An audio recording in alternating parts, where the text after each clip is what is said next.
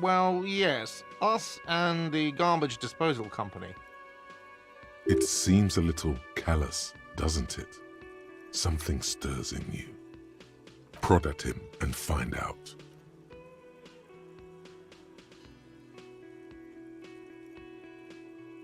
Yes. Sir, I'm sorry the RCM is having financial trouble, but it's not this establishment's problem.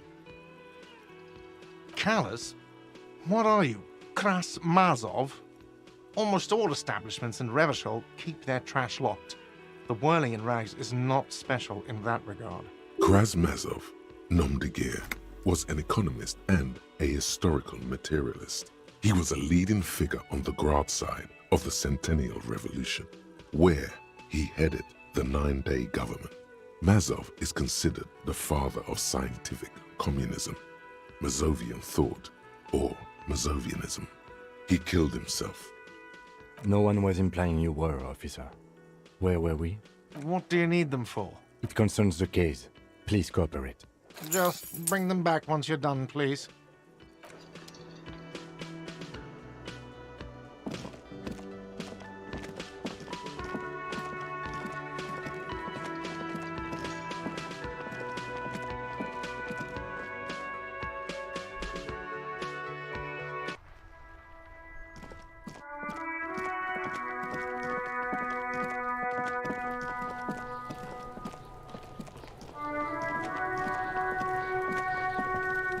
This trash container with a well-oiled crack, the lock pops open. It should now be possible to simply raise the lid. Don't. Maybe you shouldn't. Maybe you shouldn't. Of course you should. This is your time to shine, Hobocop. Dive into that dumpster for extra content. The smell of rotten food rises to greet you. You see soggy cartons, dirty rags, and organic waste. We're just in time. This hasn't been emptied for over a week. Wow, an Armistice caliber 50 knock cannon, half wrapped in paper tissues. So shiny. It's a giant rifle, and it's very expensive. Not as expensive as that fat string of pearls snaking around the rotten banana peels, however. And is that Cordon Electric's preamp with Electra F2 tubes? It is. That catches quite a price. We're talking 12,000, easy. Unless you're into hi-fi yourself. No, you won't, because none of those things are real. They're not actually in there. All you see is food waste and crisp wrappings. All you see is a broken mug with a racist depiction of the yellow man frolicking in saffron. Only in its social sensibility. You see milk and egg rest with one broken egg in it. Some pasta wrapper. Picking up the soggy packages somehow feels familiar. You've done this before. The movements are recorded in your elbows, the methodology in your fingers. You're used to this. No, searching for evidence in the trash. Good practice for dumpster diving. A box falls into pieces in your hands. Batiste Soleil cereal. There are plastic pasta packages below. And turbo noodles. Nothing of note, however. Among the threadbare kitchen towels, something catches your eye. A pair of denim trousers. As the legs of the slime-covered jeans begin to unspool from the garbage, a rank corpse smell fills the air. Are these the victim's clothes? The smell is not nearly as bad as the cadaver. These clothes could not have been in contact with the deceased for more than 2 days after his death. Cadaverine odor is faint. If these belong to the deceased, they were removed when he was still in the early stages of decay. Drop them in here, officer.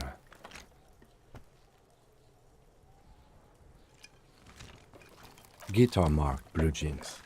Pockets empty or emptied. He wore them with a belt, too. A white belt. The loops appear stretched, but the belt is missing. That's it. Do you see anything else in there? I have another bag here. Something slimy catches your eye. A drab, long-sleeved shirt, olive-colored, appears from the food waste, dripping with pus. This is a military-type overgarment. No label or serial number. This is the kind of ribbed shirt that's worn over light armor to conceal it in an urban scenario. Anything more? The rest of the rags are just kitchen variety waste. Just garbage. All right. We should go to Gart again and ask if he knows who put the clothes in the trash. It could be as simple as someone from the hostel cleaning the yard. Or that one. I'd advise against confronting that force. Not really. All we know is the victim's clothes are in the trash, the lid was locked, and his establishment had the key. It's just a small loose thread. The fuck's he on about, kids? You hear that, Kuno? He thinks you're an infant or something. See? The lieutenant nods, then looks back into the trash container. It's just organic waste, cold and slimy on your hands. Apple and potato peels, mostly. Unidentified sludge, and the occasional chicken bone thrown in for good measure. But hey, what's this? A blue piece of plastic sticks out from the apple peels. It's shiny. Looks like the corner of something. Something larger. A clipboard. A blue plastic clipboard with moist papers hanging from it. They look badly damaged, but you can still make out forms and notes, written in a man's handwriting. Officer, is that your paperwork? It is. Look, the plastic has the RCM street grid on it. You've even got an autopsy form in there. If you don't mind me asking, how did this get in the trash?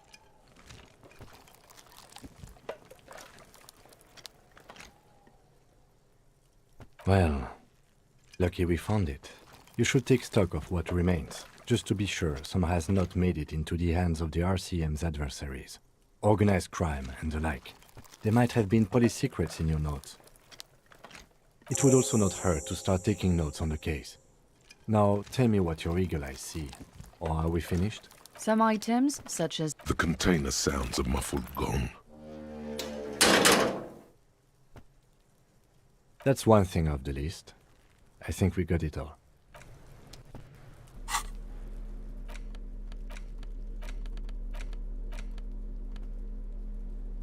It's just a racist mug. What's there to read here? Not much. Oh boy, here we go.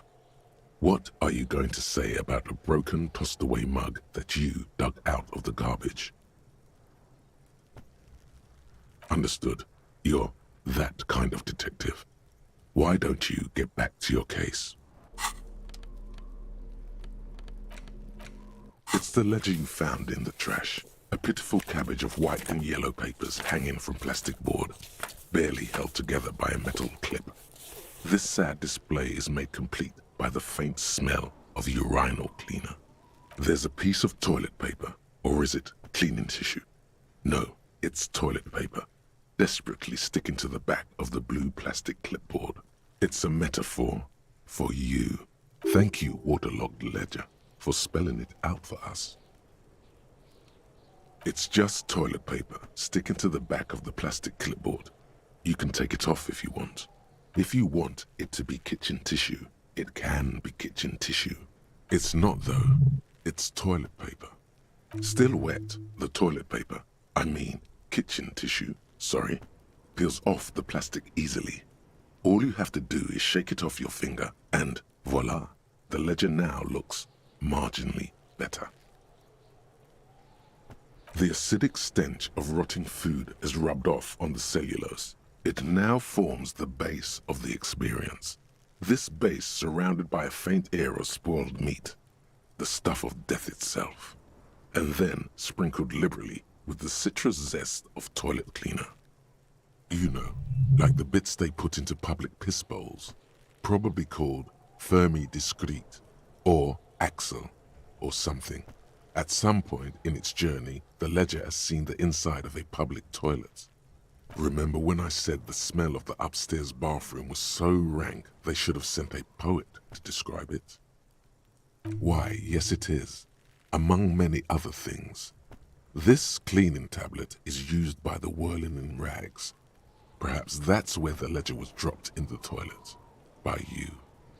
An aluminium block runs the width of the board, biting down on the paperwork. Its crocodile teeth are the only thing keeping the papers together.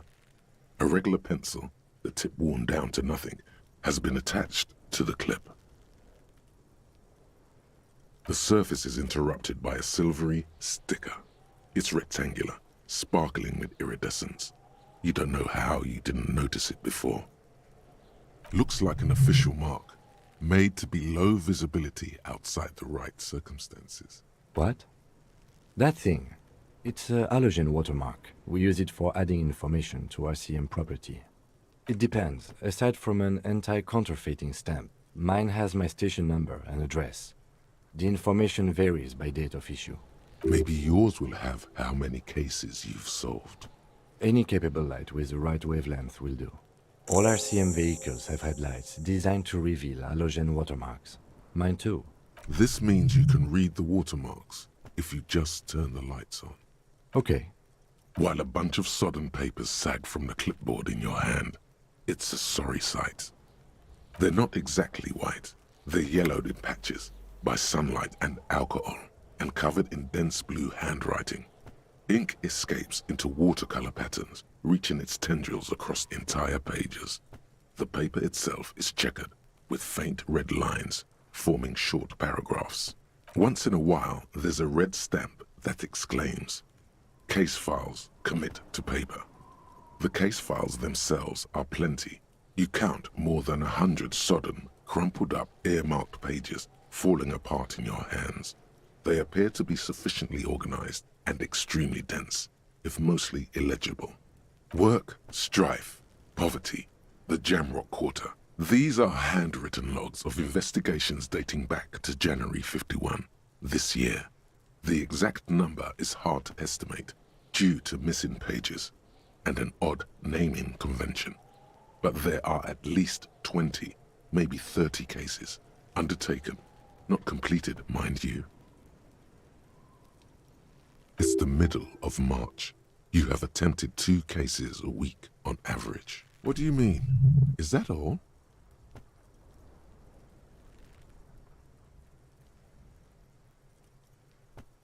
Huh? 2 complex cases to undertake is a lot, yes. You really have to push yourself. I would not suggest it, lest you start making mistakes. 2? That's a lot. I didn't mean to say you are making mistakes, by the way. That was presumptuous of me. It's okay. We all make mistakes. Like a fan of gills, the checkered papers dry in your hand. The handwriting is extremely dense, if mostly illegible. Yes, it appears you employ a, shall we say, robust yet literary system. Each investigation has its case number written on the margins. Yet, still more tellingly, most are accompanied by a name. A title, one might say even. One that draws inspiration from snoop fiction and vespertine cop show staples. Yes, all caps. One is called The Next World Mural. Another, The Square Bullet Hole Murders. Another yet, The Unsolvable Case. Others appear more light-hearted. The guys on a couch in an unexpected location, and the murder at the hookah parlor. Even the rare article-free collapsing tenement. Murder features prominently throughout. It's going to take an effort to piece these case files together, but it can be done. Once you're done inspecting them up close. You mean the alphanumeric? Officer, precinct, time of arrival at the scene? Oh, you mean the titular? Yes, well, so do I. In our defense, almost everyone in the RCM does. It's a holdover from the early days of the RCM, right after the revolution, when the organization had little idea how to do things. It persists in an unofficial capacity. Officers use these titles to refer to their work among themselves. Again, in your defense, I seem to have named one the man with the hole in his head. That was a real person. His death was real. Still, I named it that. I pray his loved ones never find out. Rail spiked through the head. He died. It was a workplace accident. There is, for precisely one more. 15 pages near the end remain untouched by the damage. The checkered grid forms a structure of passages, breaking the case into subtasks to accomplish. Once all the tasks are accomplished, the case is complete. The tasks you've completed flow out of the kind green ape pen in a brash freehand similar to the rest of the letters. The wording comes easily. It's almost robotically simple, a language developed for mental rigor and simplicity. Inspect the victim's body. Interview the cafeteria manager. It's not exactly poetry, but poetry would be out of place. A satisfying slash sounds across the paper. You're done, it seems to say. And you, and you. You're a swashbuckler with that pen, Harry, and it feels good. Feels like completion. Things to be done and things already done. The composition of reality. This is an extremely useful tool for a detective of the Citizens Militia. Now all that remains is to name the case. No, actually. Any ideas? Great. That's great. That's actually what I was thinking too. The Hanged Man. Good, strong name. We have a very good name for the case now. I'm going to start calling it the Hanged Man. It's good we sorted this out. You don't exactly close them, so much as distance yourself from the smelly papers. They're a little further from your nose now. Yes, you can piece them together using the alphanumeric code on the margin. It always begins with HDB 41, then date of initialization and time of arrival on the scene, followed by the title. For example, HDB 41120111700, the Next World Mural. Why yes, your precinct number is 41. Every last alphanumeric in the files begins with it. And these are your case files. It's safe to say HDB are your initials.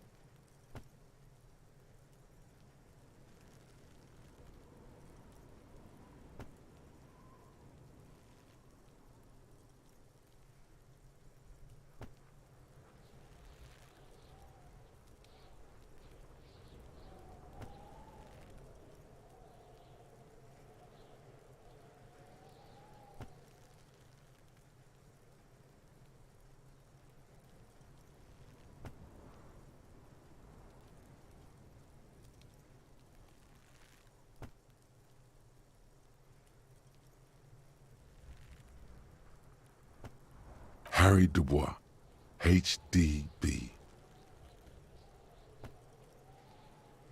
This one is relatively easy to reconstruct. Overnight on 1202, a graffito, nay, a mural, appears on an 8-story tenement overlooking central Jamrock. The building is a sparsely inhabited ghost tower, part of a failed real estate development called Grand Couronne. Cause of failure. Rent too high. The mural is enormous. 2 silhouettes, a man and a woman, are kissing. The text cut into their form reads, "True love is possible, only in the next world. For new people, it is too late for us. Wreak havoc on the middle class. People call it that thing and that fucking thing. It's visible for miles. In 2 days, the station's complaints desk gets clogged with requests to remove the bummer. You and your partner are assigned to the case. The graffito crew is easy to track down. Only the bell lectures have the literage of industrial paint to cover the surface. One of the graffito artists is rumored to be rich. They take responsibility for the execution, but not the design. The ideologue of the Next World Mural, as the crew calls it, remains an unknown. The crew agrees to clean up after themselves. However, your partner, JV, is against the removal, citing public support for conservation. This leads to a debate in Precinct 41, which then spreads to the streets of Jamrock, ending in a rare plebiscite organized by you and the rest of Row 3. The 9,000 people subjected to the mural's message, all of Lakeside, Central Jamrock, and Villalobos, plus half of the eminent domain, participate in the vote. Although the case begins with what appears to be a lot of rambling on the streets as to how juvenile and stupid the mural is, given a choice between 2 options. A staggering 78% of voters choose to keep it. Turns out the opposition were a loud minority, and that love truly is possible in the next world for new people, and it is too late for us. No one cares what you believe in, man with the smelly toilet ledger. What do you want to tackle next, or are we done?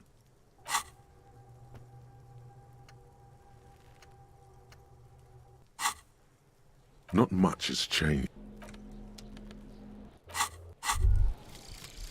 Revacholian nationhood.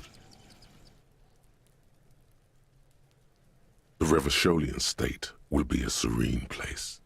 You should get a drink. A beautiful, serene place of mystery and peace. It will not be a place for women to infect with their frailty and hysterics, or where the Seminese will be allowed to wear their pants around their ankles. All of that will go once you get a drink. The socialist professors at the École Supérieure will be fired. The editors of Trompe le Monde will have to beg in the streets. You'll pour beer into their begging hats and laugh. You should get a beer.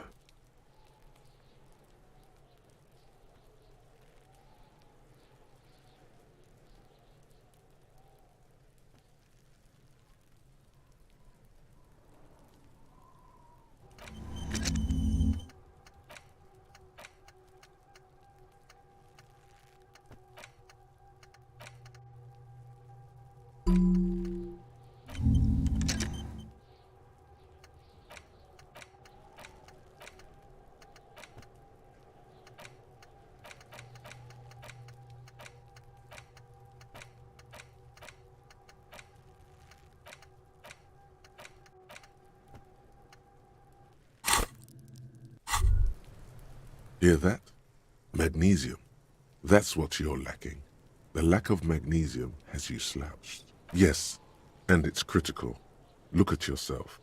You're practically devolving into a fish due to the lack of magnesium in your bloodstream. Maggot sideways?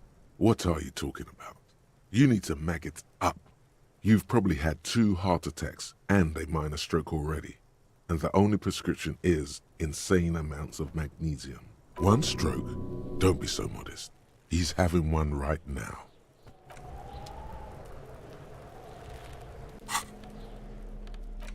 It's the ledger you found in the arson.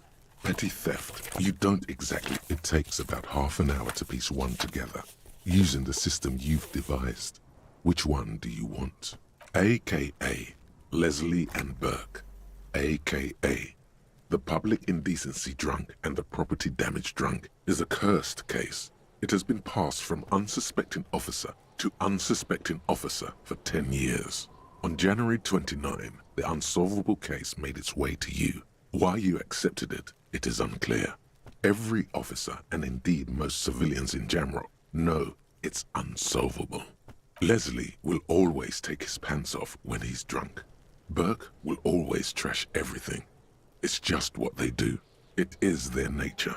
You cannot change the nature of a man, and you can't lock them away because public indecency and small-scale property damage are not punishable by incarceration. The only way for Leslie to stop flashing his genitals to bypassers and for Burke to stop dismantling signage and rear-view mirrors would be for them to stop drinking alcohol, which, in their 40s or 50s, it's hard to tell because of their distorted features, is a medical improbability on par with you ceasing to produce the expression, threatening fines, dragging them to the station, locking them up in the hellholes they live in, locking them up in the station, hypnotherapy, even trying to get the local gang of Zemyaki to take them out. The Zemyaki gave them ethanol so Burke and Leslie would expose and rampage even harder. You tried it all, and still the complaints wouldn't stop, as they hadn't stopped for 10 years. It's plain to see from the files that you, Satellite Officer JV, and Special Consultant TH had more important cases to attend to. You uncover cross-reference to several ongoing investigations, each brought to a standstill every time you drive down Main Street. Because there they are, on the corner of Perdition And what is Leslie doing?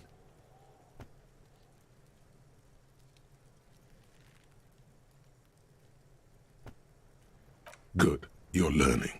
If the files are to be trusted, that's all there is to it. That and Burke breaking things, and the fact that they're both drunk. But then again, so are you. The case becomes considerably less comic one day when Burke takes a swing at your ledger. He must have it confused with the property he likes to damage. But the joke's on him. You're drunk out of your mind on potent Pilsner. You slam the hardened plastic board in his face. Then you proceed to beat him unconscious with it. In the process, the ledger sustains damage.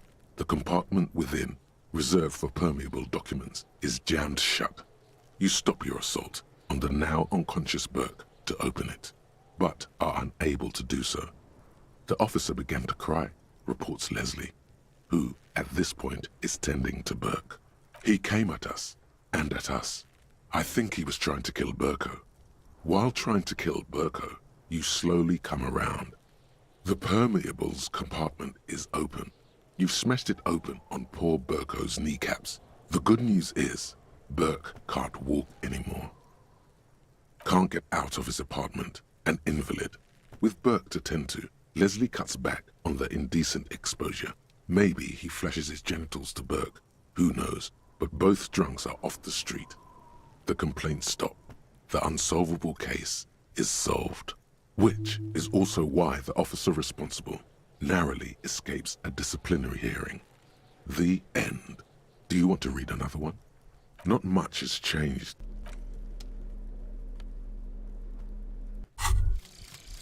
Volumetric ship compressor. Bizarre scientific news from Revachol West today, where a police officer's shit has been observed at a pressure of around 495 gigadecimals. These metallic hydrogen levels of shit togetherness with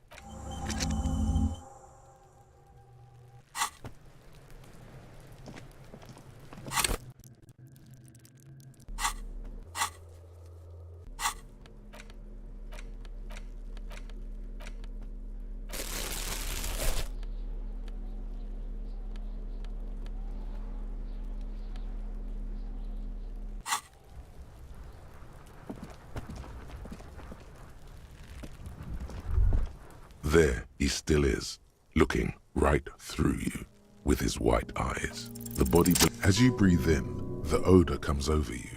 It's a smell of the mind telling you to run, and your stomach to wring itself empty. With your hands at your sides and your eyes squinting, you stand in it. It's a puzzle. What's hanging in front of you is a puzzle of decaying flesh, tattoos, and tendons. They do after 7 days, yes. We are deep in decomposition here. The man before you is naked, but for a pair of underpants and enameled boots. His skin is greenish, marbled with decaying veins, and blotched by lividity. A fading web of tattoos covers his chest and shoulders. The cargo belt used to fasten him to the branch above appears industrial in strength. The material appears to be ceramic. Its clean white stands in stark contrast to the decaying flesh above the knee. The man wore thick polymer socks, probably for padding. A fine array of interlocking plates covers them. Delicate and fragile, they feel alien to the world around you, out of place somehow. These are clearly not boots. They're armor, possibly part of a larger set. Indeed. Technically speaking, these are sabatons, not boots. Oh, the lieutenant uses a Mnemotechnique A6. That's not just any notebook. It's a classic.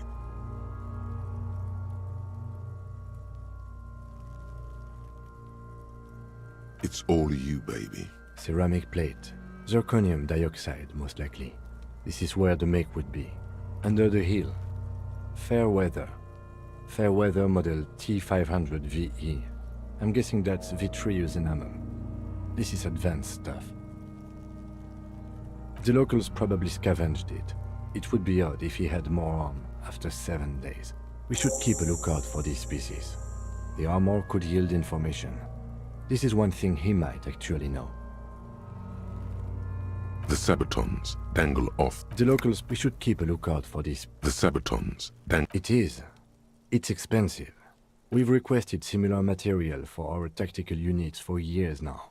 The constabularies deemed it too costly. In that time, we've lost 6 men to semi-automatics. For a full set, about 4 years of wages. For the northwest region of Revachol, an officer's average yearly income is 5,500 real, unadjusted for rank. Not too much, yes. It's a sorry situation, I agree. That's for us to find out. Mr. Gart implied he was security personnel for the harbor company. This confirms my own assumptions.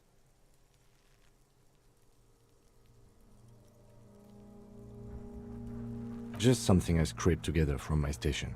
An area report on Martinez. I'm sure you did the same. I agree. This equipment is way beyond what a guard can afford. A small bell-like sound fills the air, like tapping on the side of a porcelain cup. The pry bar in your hand is itching for some action.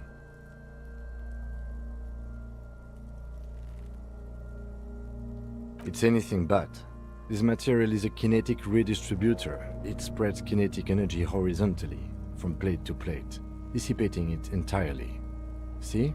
Faint, organic lines cover the plates where they separate into smaller ones. These plates then divide into smaller plates until there are hundreds of them altogether, like whirls of floorboards. The design looks organic, influenced by highly resistant wood materials, like lignum vitae and ebony perhaps. If trees were made of porcelain, this is what their cross-sections would look like. The smooth, glossy surface fractures into ever more intricate interconnections, peaking on the right sabaton, where you notice.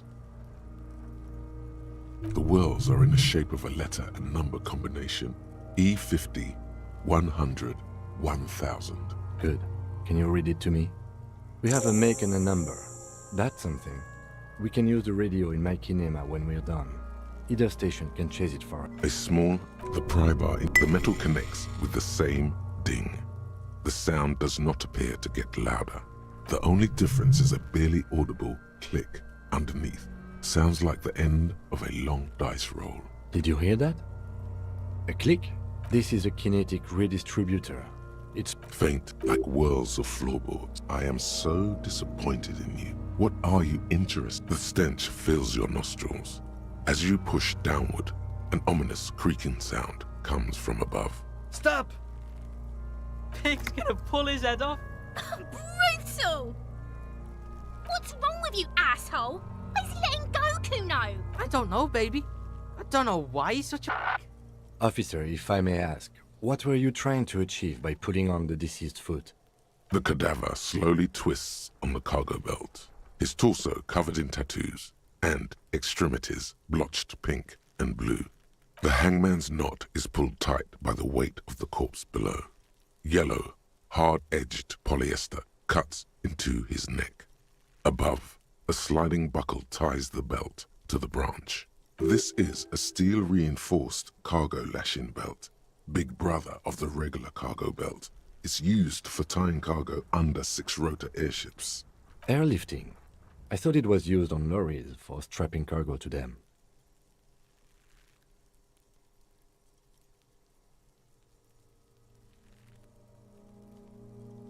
The local harbor uses 6 rotors to shuffle containers around. I get the sense they use whatever was on hand without paying much attention to not incriminating themselves. The brief suggested as much, politically motivated by the ongoing strike. Did you not get a briefing? Okay, you should ask me for one the first moment we get. I was afraid it would be. Thin steel wiring, parallel strands. This makes getting him down more problematic than I had assumed. A noose is one of those things that's easier to use one way around. That ladder can't carry a grown man. I didn't see any splintering either, did you? I think they lassoed the branch. then pulled on the belt to close the buckle. Could be. The shape of the branch supports the theory. The cadaver hangs from the cargo belt. An intricate web of blue lines stretches across the torso, from the right shoulder to the solar plexus. Each time they intersect, a small white star is formed in their crossing. Hundreds of fading asterisks riddle his skin. Their concentration is highest around his heart. Of no nation that I know of. If anything, it reminds me of religious illumination, last or penultimate century. Men who live harsh lives often turn to innocentic worship. But which one? I see no trace of a humanoid figure. I agree. He wears a wide leather belt around his waist and a gun holster under his arm. He takes a thin piece of milled aluminium from his coat pocket and pulls it open. Sounds like a sword being unsheathed. A small lens appears, some sort of camera. Shit, Kuno! What the fuck is that? An instant color camera. I have only 2 ampoules, so nobody move. I don't want to waste one.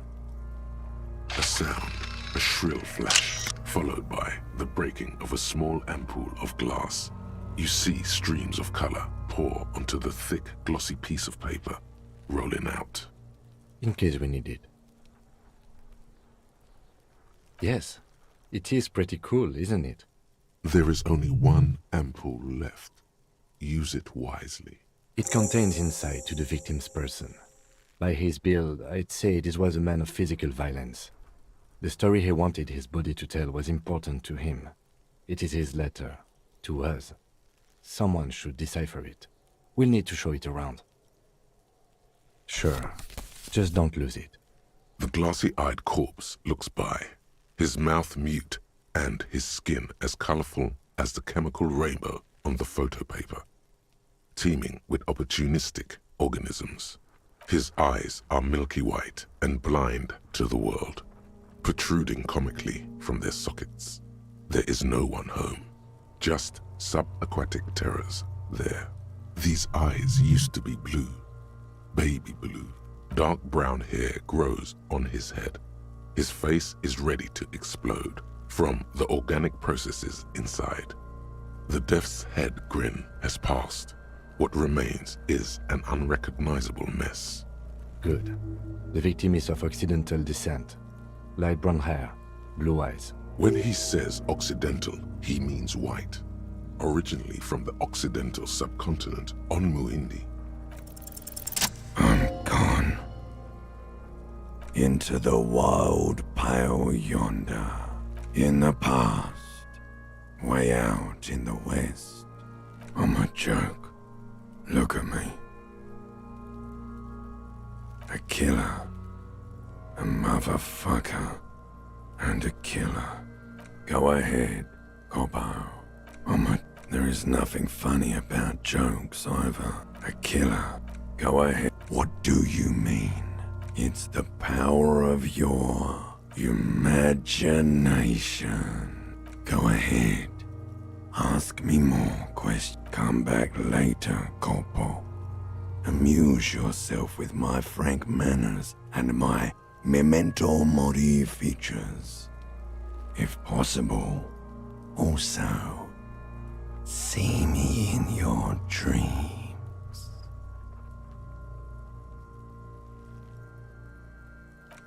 As you narrow your eyes, the monster before you blurs into a violent mess of green and pink. This is a trick. You've done it before. Pink is where the blood settled in the first hours post-mortem. You can use it to see if the corpse has been tampered with. Does his position at the time of death match the discoloration? Only the lower extremities are pink with a dash of blue.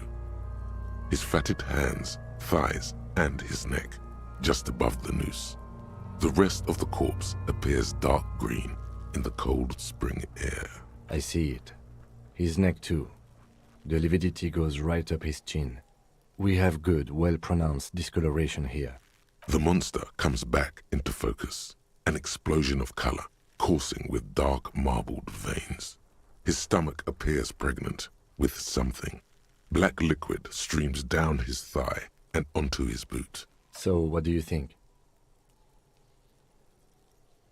Agreed, especially on the neck. The belt acted like a tourniquet, keeping the blood in his head. The hypostasis supports her hanging. You would still like the hypostasis marks in the neck to be a bit more pronounced. Maybe it looks faint to you? It could be more pronounced, actually. Dumont noté. Yes, there's always a chance we are wrong. We should check for ligament marks on his neck to see if they're in tune with the belt. We'll have to get him down first. A pool of blood and feces has eaten into the frozen mud below the man's feet. Purge liquid is dripping into it, drop by drop. The victim appears to have contained no more than half a kilogram of digestion at the time of death. The fuck he's saying? Talking about shit.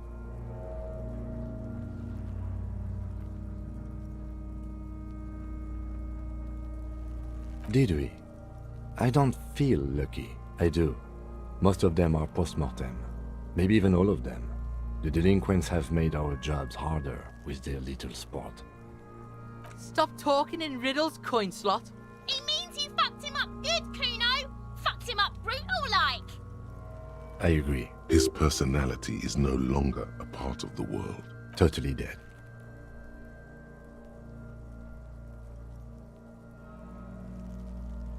Sure, the corpse looks by, oblivious.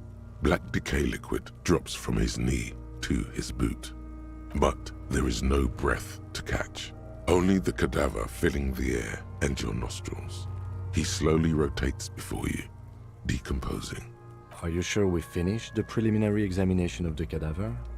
We might miss some of these things once he's done. The cadaver slowly twists on the cargo belt. The hangman, this is a... Airlifting.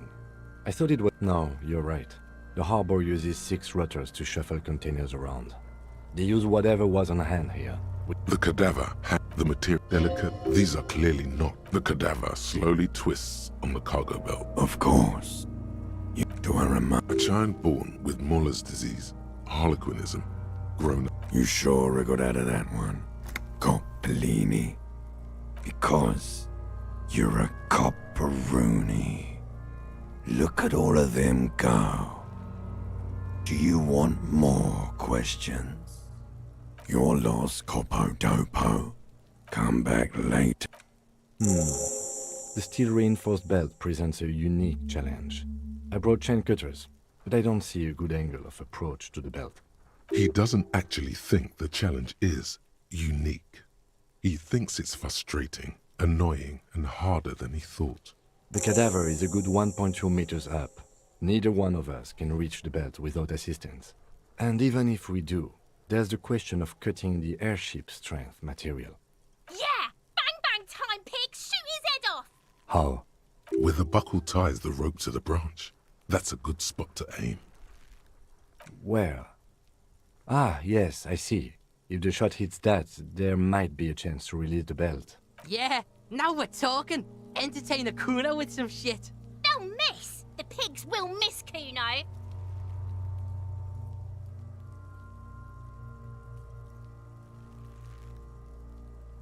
The lieutenant's brow is furrowed. He appears too deep in concentration to even notice what you said.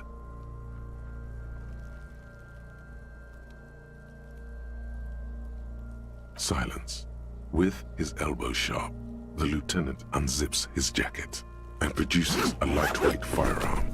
He drops a paper cartridge in the barrel, separates the scouring stick, and gives the cartridge 5 tucks, securing it in place. That's a Kiel A9090 Armistice, mass-produced muzzleloader, ascetic, frugal, one of the most common firearms in the world. He then steps back and assumes the fellow's desk position, taking aim. The corner of his eye twitches. His finger is on the trigger. He's gonna fucking miss! The kid's voice is drowned in a shrill blast that echoes off the walls of the surrounding tenements. A cloud of smoke slowly parts in the air as the lieutenant steps back and says to himself, God damn it. "A lot of things were wrong with that shot. The Phalostes was the wrong choice. His shoulders were raised, but above all, he cannot trust his eyesight. Fucking idiot! Mulkapa asshole! Kuno could have hit it easy, but then Kuno's not fucking handicapped, is he? Kuno's sorry too. Kuno feels sorry for the Beano Clad. The lieutenant doesn't say a word, just looks at the gun in his hand. No, we are lucky as it is. We didn't break anything, and the victim remains uncompromised. Any more mistakes could put us in an unfortunate position with the locals. We have eyes on us. I didn't do us any favors with that. I have to say, it's beginning to look unlikely we can get him down without assistance. You know, you don't feel like too bad of a shot yourself. It's bad as it is. Us shooting firearms like punks. Go ahead, I'm not stopping you. Just don't lose it. They only have one gun! This is the sorriest pair of pigs. Kuno, Yeah, take it, you fucking banani boika! Take it and shoot yourself in the mouth! The cold piece of bakelite and gunmetal is surprisingly light. Your fingers fit right through the guard, instinctively resting on the trigger. You've held this, an A9 Armistice, before. At some point, it probably used to be your choice of firearm. It still feels comfortable, like you never laid it down. The fuck are you waiting for, Kuno? Tell him to shoot himself in the mouth! The buckle comes into focus in your sights.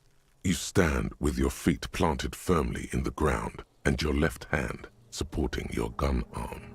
Why don't you just shoot yourself in your mouth? At least you won't miss. Your field of view narrows. The branch slowly moves, becoming entirely two-dimensional. The metal buckle glimmers, catching the morning light as the corpse slowly rotates.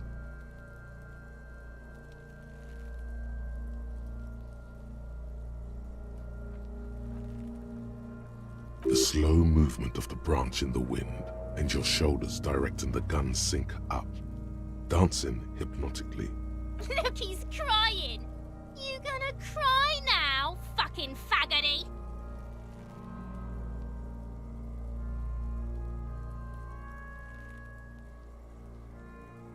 Or what?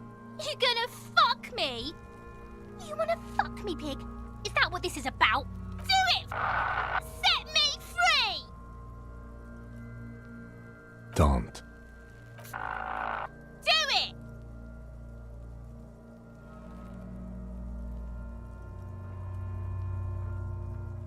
intense shit, Copper. Fucker waved his gun! It wasn't intense, it was pathetic!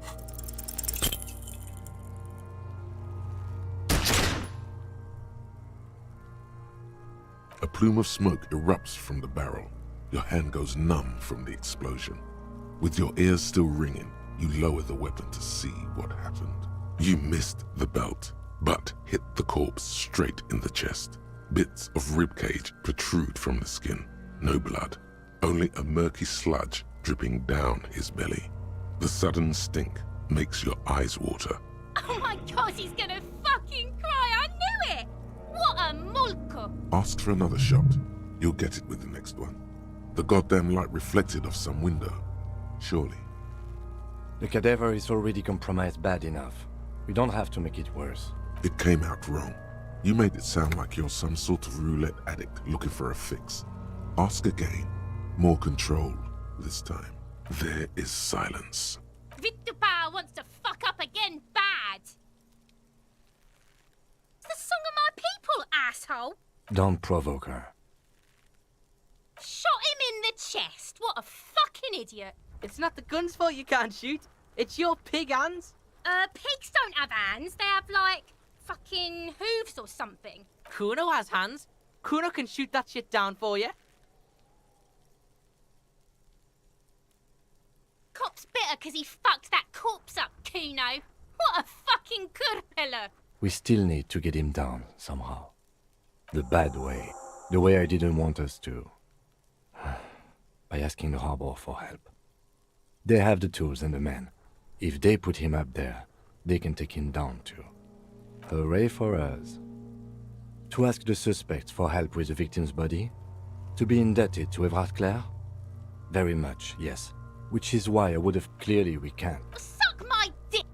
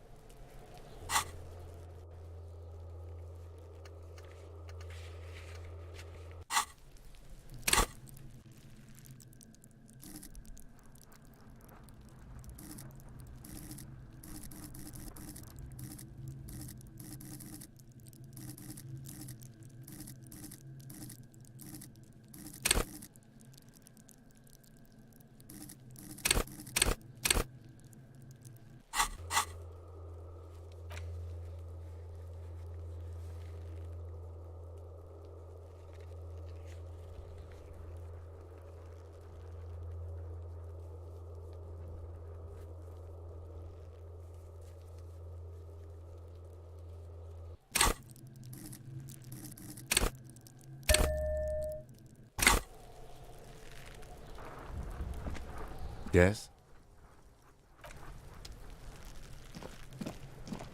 Can't believe you didn't take the shot! Fucking Her knuckles have turned white, holding on to that fence. She's been here for days, seething. I'll die before I squeal.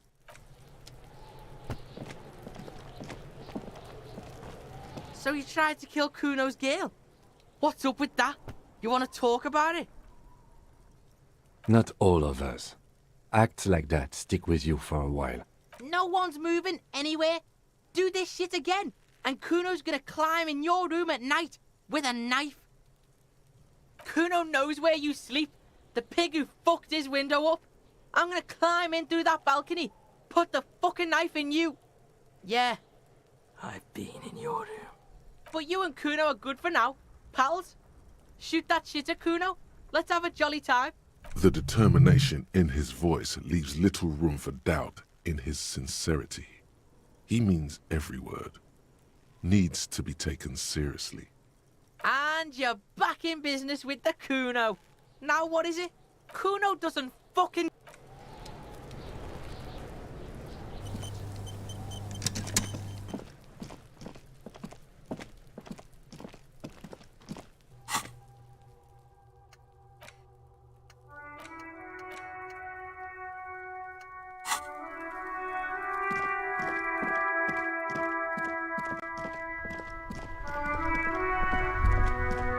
In the morning light, the white on blue police livery on the motor carriage cannot but catch your eye.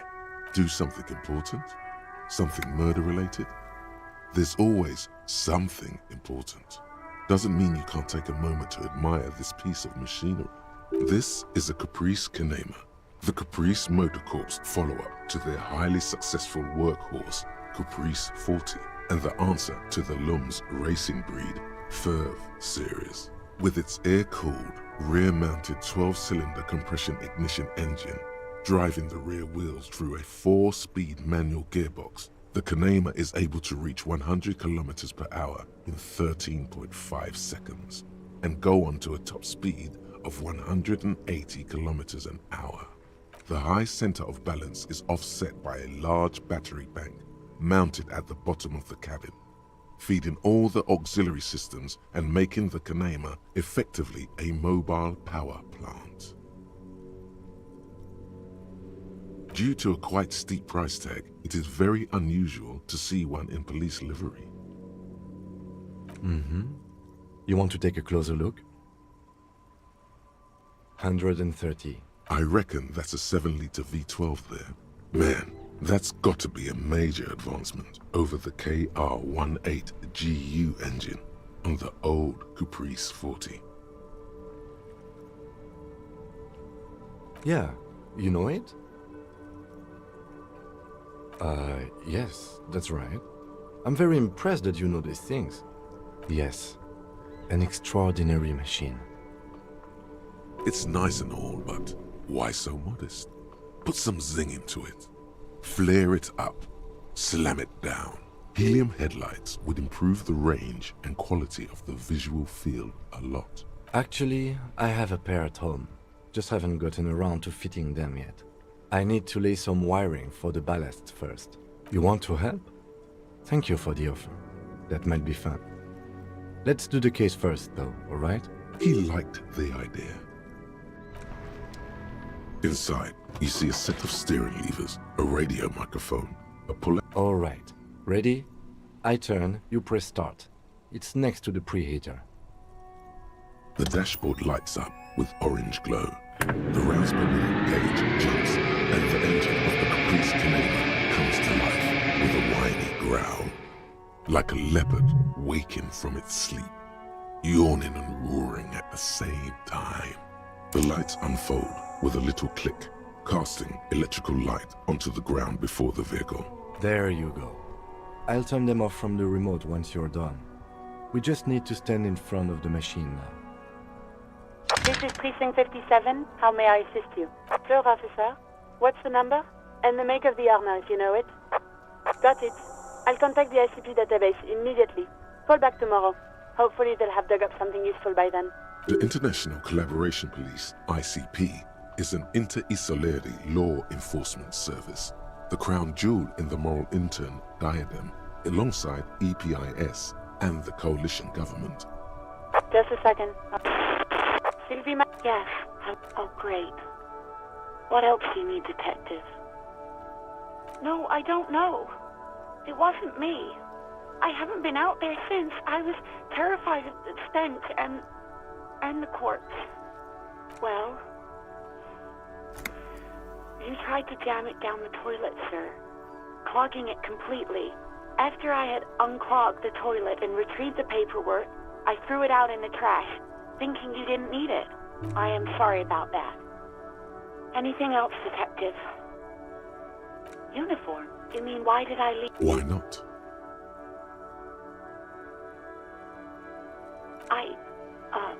You know whom?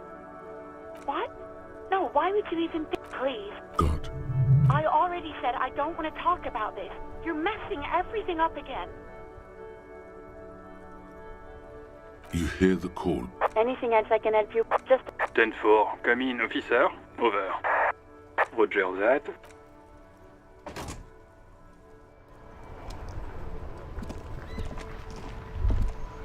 As you hold your ledger's clip under the headlamp, an iridescent hologram appears.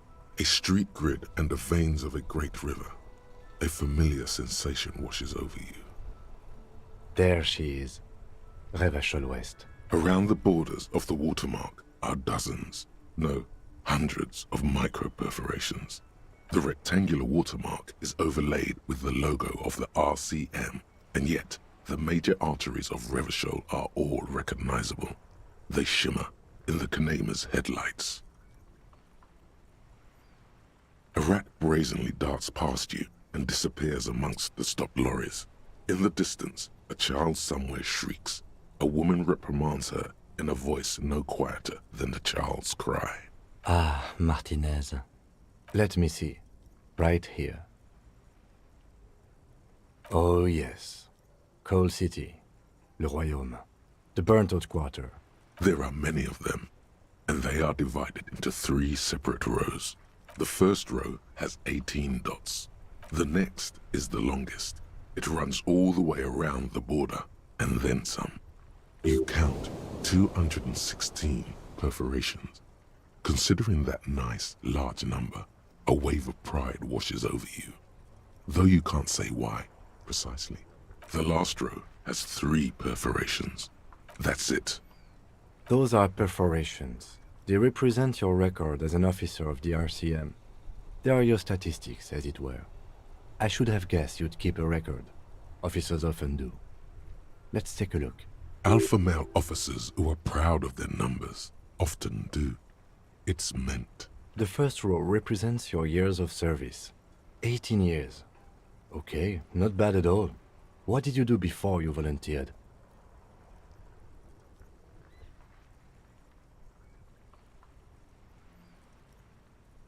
You know, the RCM is a volunteers organization. we would have no qualms with vagrants joining our ranks were they qualified. But let's move on, shall we? This next row, the one that wraps all the way around, is your number of closed cases. Closed is good. It means finished. You've got, let's see... Wow, more than 200. It's quite a lot, even for someone who's been on the force for nearly 2 decades. Usually, clearing more than 10 cases a year puts you in the 90th percentile of all RCM officers.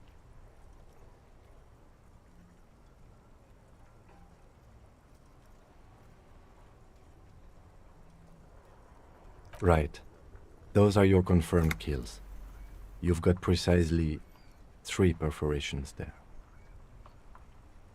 For an RCM officer, especially Precinct 41, which is in the Jamrock quarter, it's rather tame. I mean that in a good way. There are certain officers who treat their kills like some kind of ghoulish game. If they do happen to solve a case, it's usually by accident. But it seems as though you are, or at least were, one of the good ones. So we have that to be thankful for. The lieutenant nods. Right. I'll go turn off the lights. You can now see your statistics on your journal page.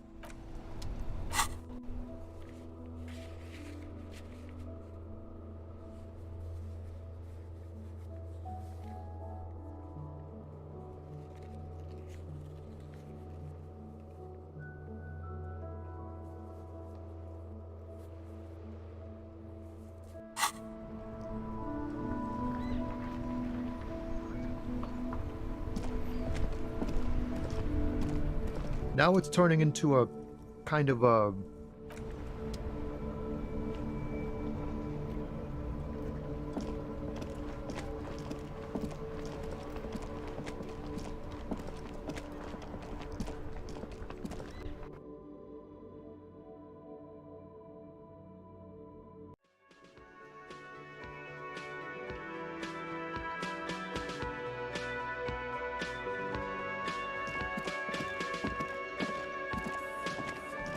I've got nothing to say to you. Like I already told you, I'm a legal counselor.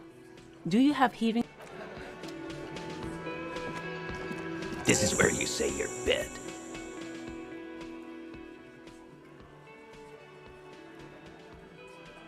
Detective.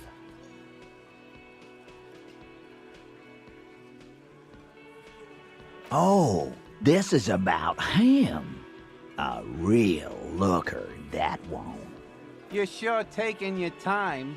Wait. Oh, he was a real pretty boy by now. Real hot stuff. Letting out that pretty boy smell.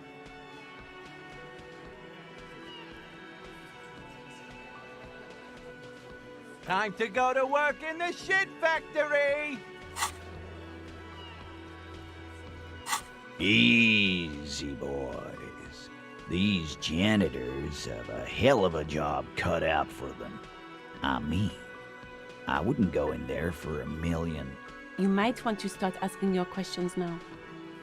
It's not going to get better than this. Do a head count first. Connect these men to the tracks you saw in the yard. Chances are they're going to match.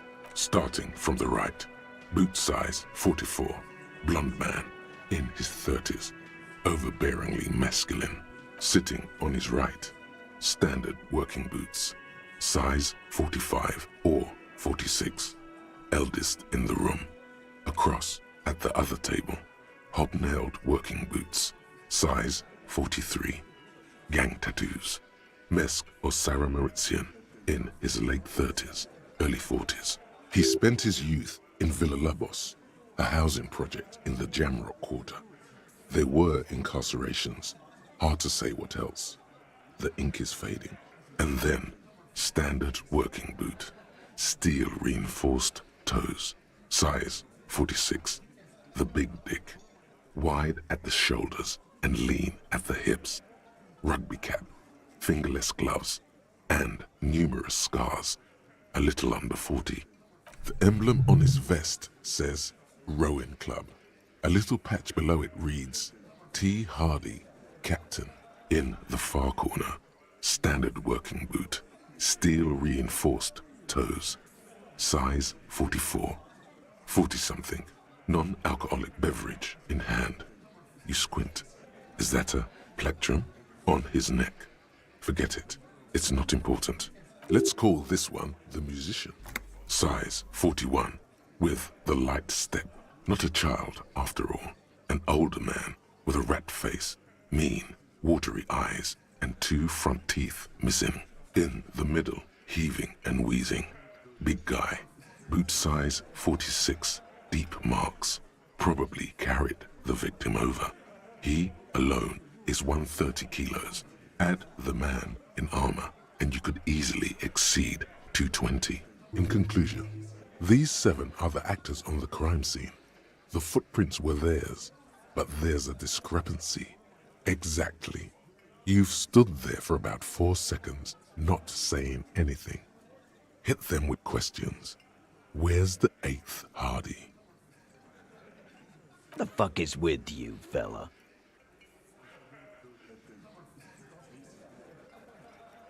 What are you talking about, madman? There's no 8th Hardy boy. There's 7 of us and we're all here. Or what? You want to be the 8th Hardy boy? We ain't hiring. Actually, boss, we've been talking and we think she could maybe... She? So there's an 8th Hardy and it's a Hardy girl? Who might it be? Elizabeth? The gardener? Shut the fuck up, Glenn! I do the talking here. Now what the fuck do you want, cop? It has to be good, if he won't let you pursue it. Looks like the lieutenant thinks so too. So let me get this straight. There is an 8th Hardy boy. It's a she, and you don't like us talking about her? That's right. We're not talking about this. This is a private Hardy Boys matter. Nothing to do with your shit. And you're not cops here. Don't go digging around if you don't want a bullet in the back of your head. I'm watching you. Good. We are all watching each other. Officer, your question. The pretty boy. You guys really love talking about that pretty boy. Funny. But my partner and I have a serious matter to discuss with you.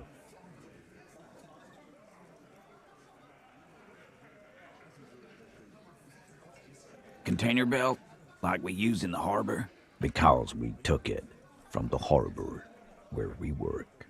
Then we went out back and used it to hang him. We did this together, all of us, until he was dead. That's why there's a container belt around his neck. There's a catch hidden somewhere. He didn't confess so that you could take them all away. It's too simple. There is no catch. These 7 honest men have all equally come forth to tell you what happened, so that you don't waste any more of your time. All 7 together. They're diluting responsibility. It's an anti-arrest tactic.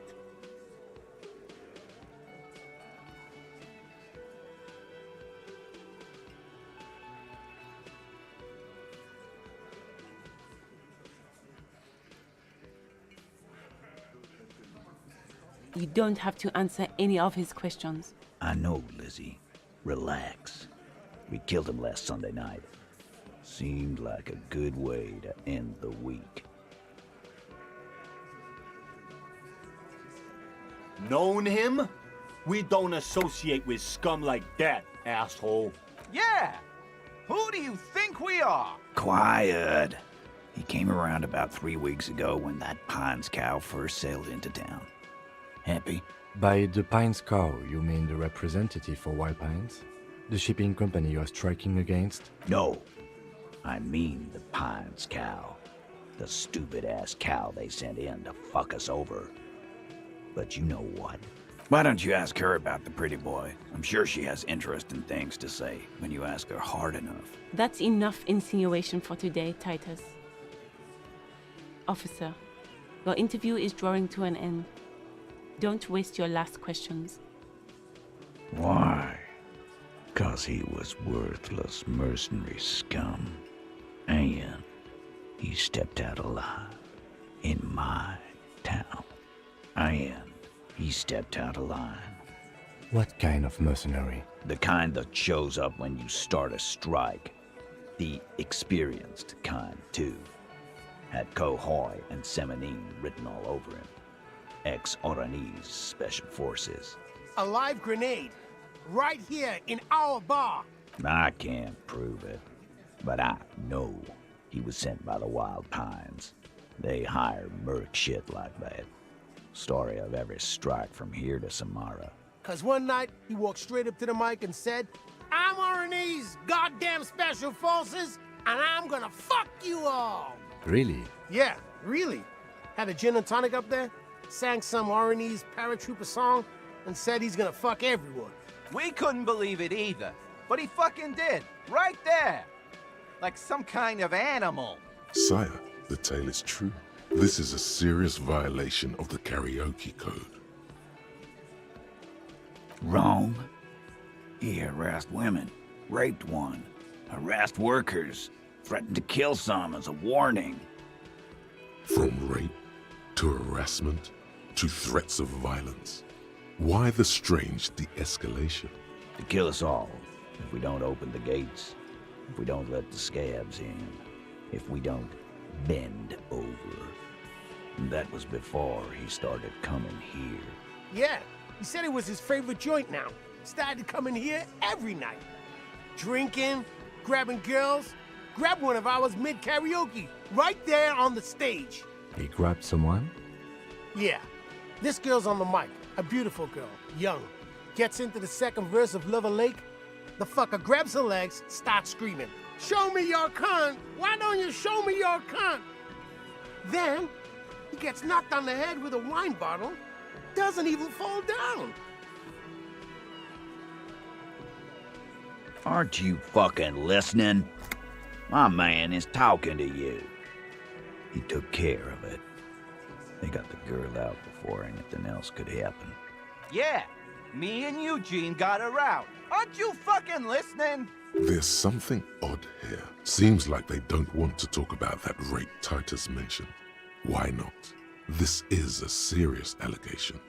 Make them talk about it. No. You're not getting the name. That's a Martinez matter. And I'm not discussing it with you clowns. There's nothing you can do for now. He's stonewalling you. Are you deaf? There will be no singling anyone out. You can't arrest a Hardy Boy without arresting all Hardy Boys. Do you think you could do that? Do you think you could arrest them all?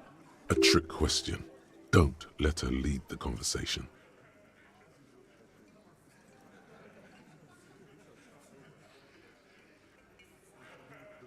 Who do you fucking think does?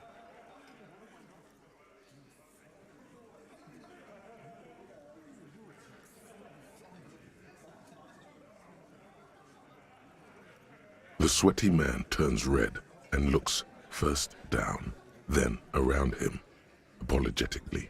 It's not the fat ass. Titus runs the Hardy Boys, genius. That's why we're called the Hardy Boys. Ain't that right, fellas? I think you got your answer, Mr. Law. Yes, there are some administrative differences. But on that night, they all acted as one man. Yeah, lawman. Why don't you? It's almost an anthropological sight, watching him try to assert dominance over you. Not in the arresting mood? By your side, the lieutenant keeps his hand away from his holster. You hear the nylon of his coat hiss as he steps closer. While the little rat-faced man reaches into his sleeve, there's a knife in there. Some of the others reach for their belts. Their eyes are light. Wise move. You made the right choice there. Now make another one and get the fuck out of our booth. We're not gonna do this again.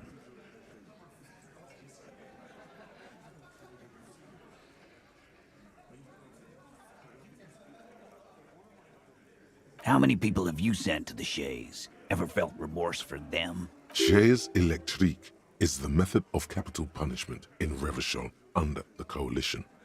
During the suzerain's reign, it used to be the firing squad. Or send them to Reunion to rot. For 20 years. For life.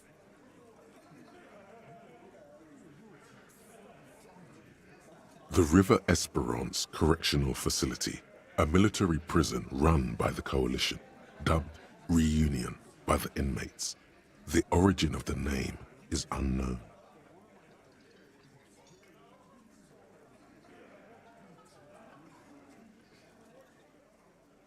Doesn't remember them. He just forgets. Are you hearing this, Titus? Ain't no use keeping a stiff catalog in your head.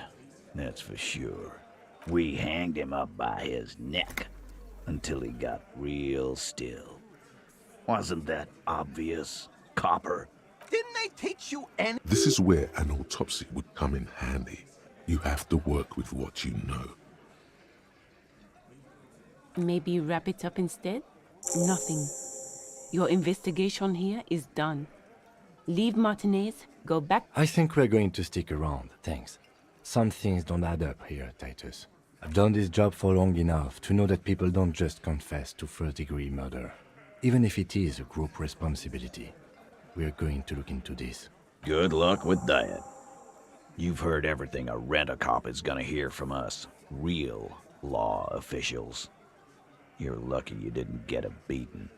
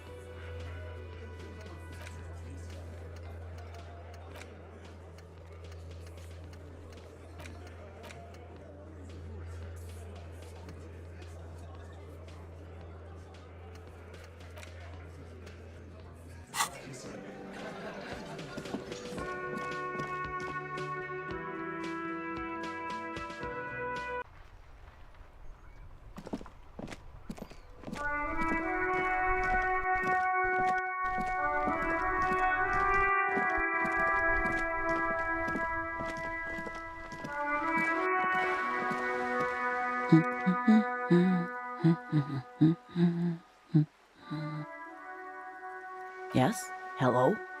Me? No one. I'm just a working class woman. If she's such a working class woman, why isn't she working? Not all the time. Right now I'm browsing books. Even a working class woman needs something to read.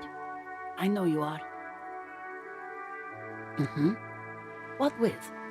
What with? A lot of things. For example, people tend to go missing. My husband? No, he's not. You're welcome. No, absolutely not. She gives you a shot. I don't mean to disrespect, sir, but you are being a bit of a cockatoo here. For what it's worth, I agree. But cockatoos can't be stopped when they get like this. It's better to indulge him at this point. Nothing. Go read up on them if you're so interested. There's a great book in the bookstore. Maybe you should. What if the cockatoo is your astral captain?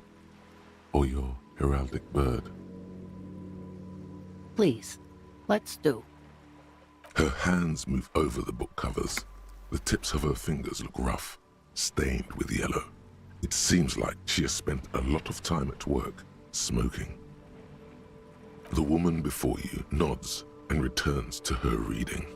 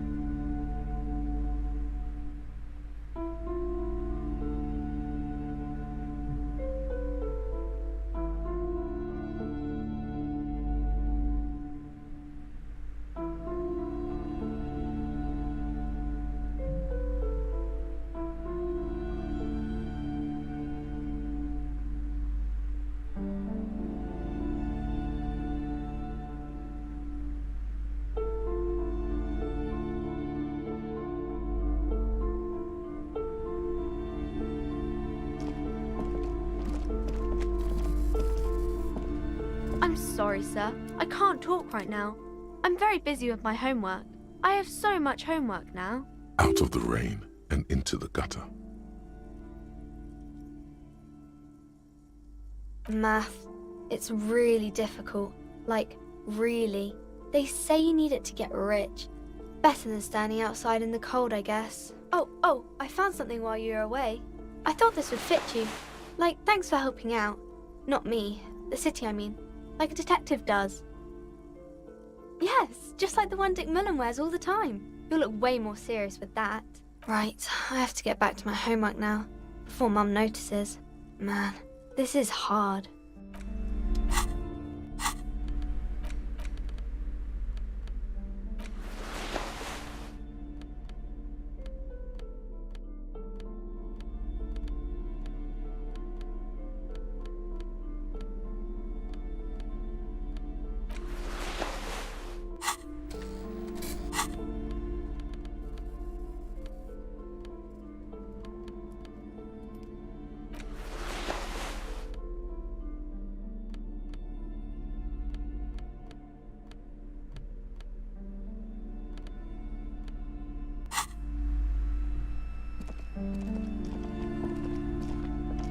You're alive and well. Don't keep me waiting now. What's in there? In that dark sarcophagus? Yes? How was it? Tell her how ghastly it was. You know it's what she wants to hear.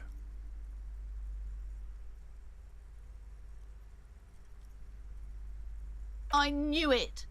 Oh, such horrors that have been thrust upon us. But what else did you find? Did anything survive? No, of course not. Have you located the entity? A novelty dice maker? Well, spit it out. Why does she need the dice? For some kind of sorcery? Sometimes they use the ankle bones of sheep. I don't understand.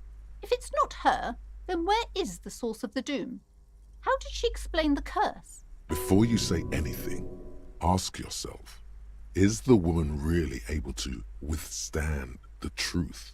The narrative she's built herself, it does need tearing down. She's squeezing on the pendant too tight. A drop of blood in her palm.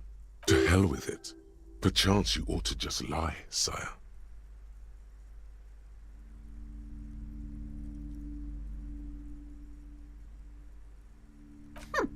Too many inconsistencies. What kind of talk is that? Good luck persuading her. Some people can rationalize anything. I am not doing as well as it looks like I am. I only have my Simone's wards to thank for the protection they provide.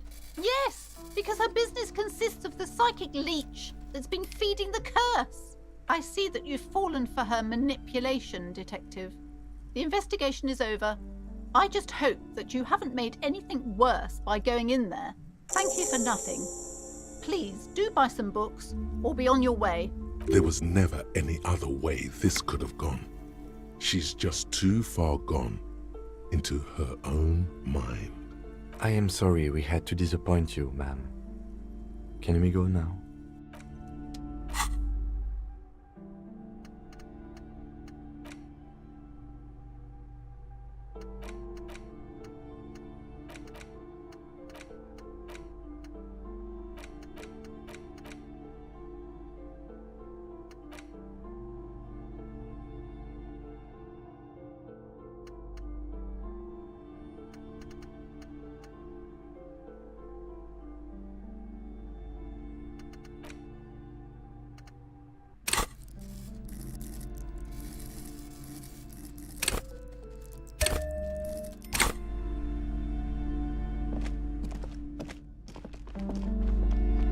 Hi, Ace Detective.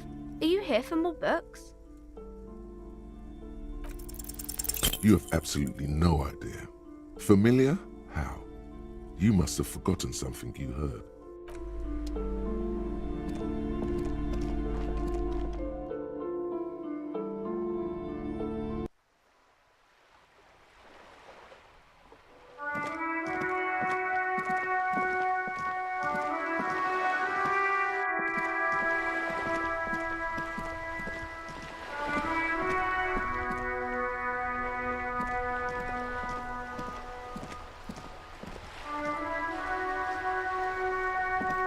We're still waiting for a replacement for the bull you sent sinking. What is this? Are you mocking us? This isn't for pétanque. Now. No need to get angry again, René. I'm sure the officer tried his best. It's not like there's a bull kiosk here in Martinez. Trying is worth as much as is accomplished. In this case, almost nothing. Fine. You try to right a wrong. It's still a gram better than actual nothing. It's a Bell McGrave. 4.46 caliber. Breech loading. Revachol made. Good weapon. Accurate and reliable. His moves are quick and precise as he first checks the weapon, then aims it at the sea. This one's inoperable. The bolt spring is missing and the mechanism is jammed shut. Still a beauty. Where did you find her? I'm not surprised. There are probably lots of forgotten wartime weapons lying around here. Back in the day, everyone had something stashed away. As for the rifle, I don't know what else to tell you. These BM-446s are an antique. No one uses them anymore. The ammunition is impossible to find. Yes, the Debardeurs Union pays me to stand vigil during the nights. Not out of any political allegiance, mind you. I'm an old man. Don't sleep more than a few hours every night anyway, and money is tight. Yes, it does. Unfortunately, I wasn't working that night. Been on a 2-week leave since last Monday. No one. The boss has been on man since last Monday. There's no other guard. It's just me. No one has been guarding the container yard since last Monday? Yes. It's not actually an issue. I mean... Look, officers. The container yard doesn't actually need a guardsman. Never had one before, René. Monsieur Claire had that booth built specially for him. It's mostly decorative. The possibility of someone being in there is enough to discourage any ill-minded individuals. Evrard created this job for René because he knows the Royal Carabiniers' pension of honor and PTSD isn't something a man can live off. A decorated Kingsman collecting tear reflects bad on the whole neighborhood. His words.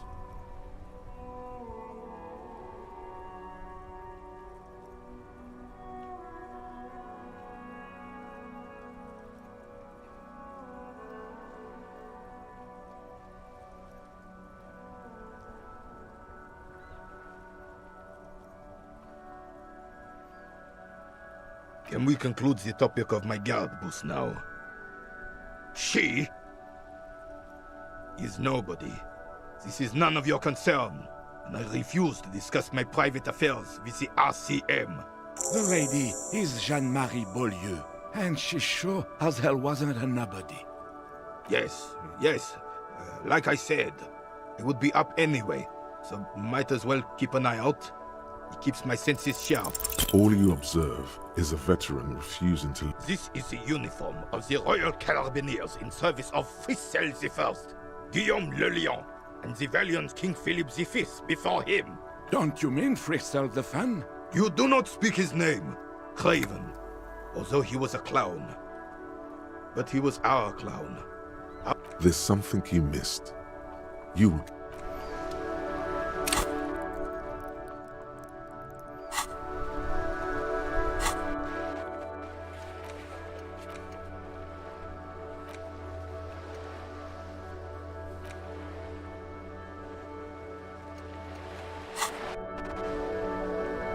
Yes?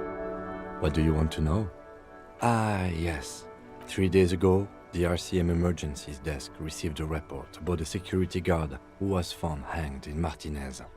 An anonymous caller said there was a dead body behind the Whirling in Rags hostel cafeteria. The cadaver had been there for 4 days. No one had come to investigate. During that time, the victim had been stripped of his belongings.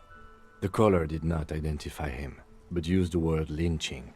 There is an ongoing labor dispute between the local dock workers and the logistics company Wild Pines.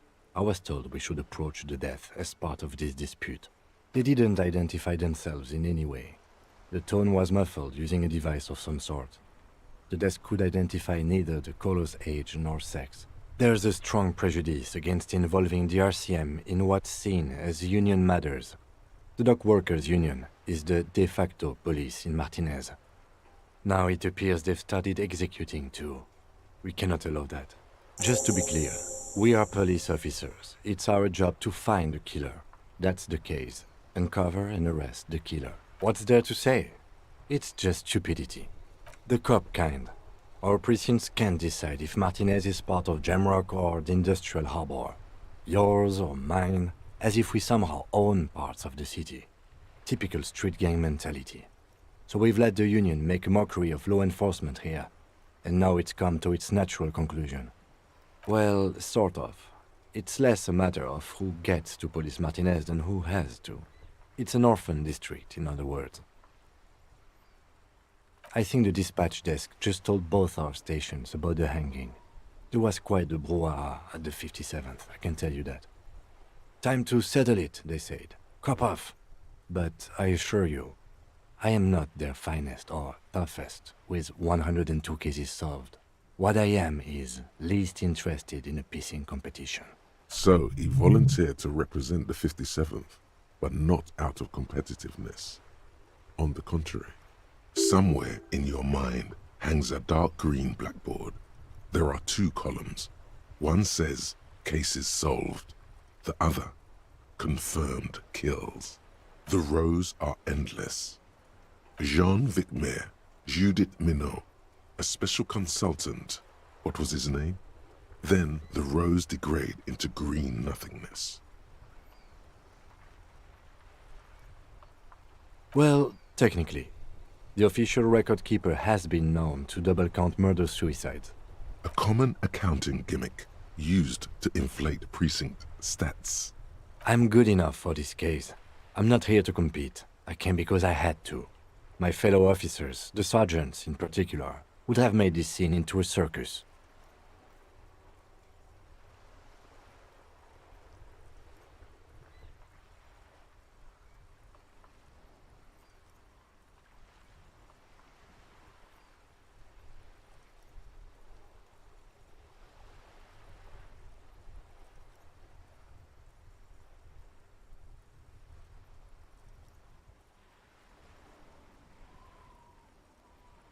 Martinez? Nothing. It's just a puddle at the end of some drain pipe. No one cares about this place. They care about sports. Most of our colleagues don't even know how to get here. North of the interchange doesn't exist. Yes, I'm an unrepentant spoilsport. It's all part of the master plan, you see.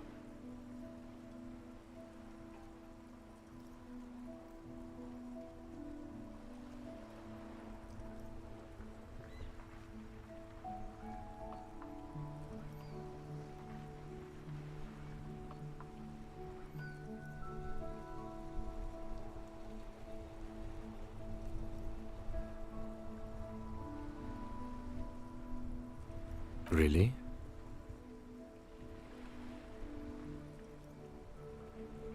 It can't be that.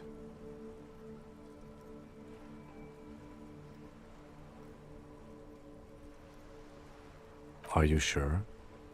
Who could say it's not true? If you really don't remember anything, how would you know? We should move. Yes, it's a wholly pointless matter. Forget I ever mentioned it. Look at you.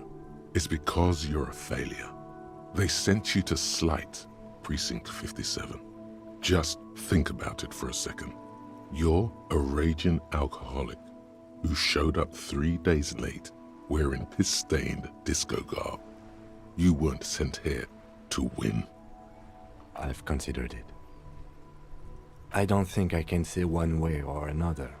I do think it's somewhat unlikely, though. I checked the records. This jurisdiction dispute, who polices Martinez, reaches back to the 30s. It's as old as my station. And all this time we can't decide who gets Martinez? I think, yes, both stations would prefer a win. Safe? No. But you're old. You've made it this far. Something has brought you through. We've only just started working together, so I don't know what it is yet. But it's there. So no, I don't think they sent you as a joke. And even if they did, they are in for a surprise.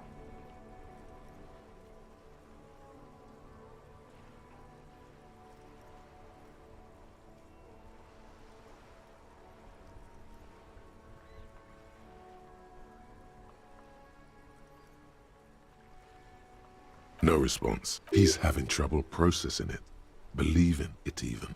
A moment passes. The lieutenant glances at the sports watch on his wrist. Excuse me? You have a distinctive way of walking. If I were to walk in front of you, we would surely collide. A moment passes.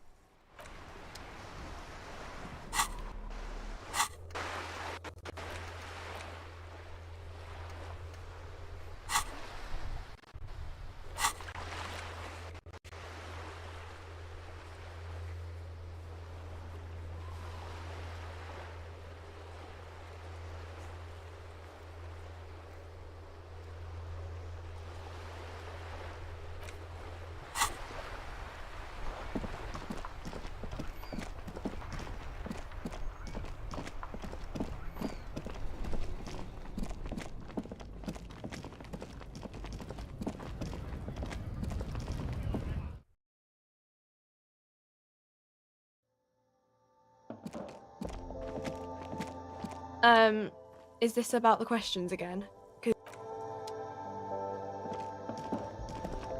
The tear machine. Your bottles clunk into the machine.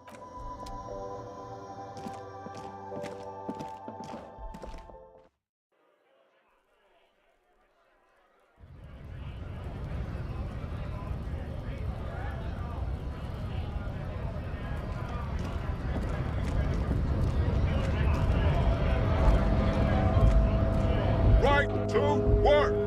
Right!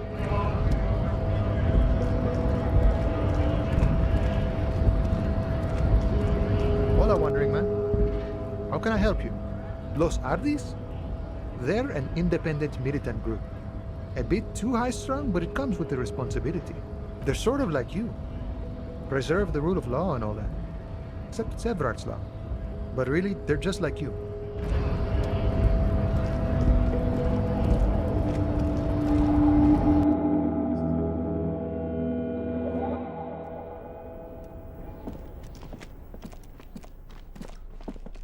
The file cabinet stands steady as ever, and the unlocked drawer slides out to the drawer slide.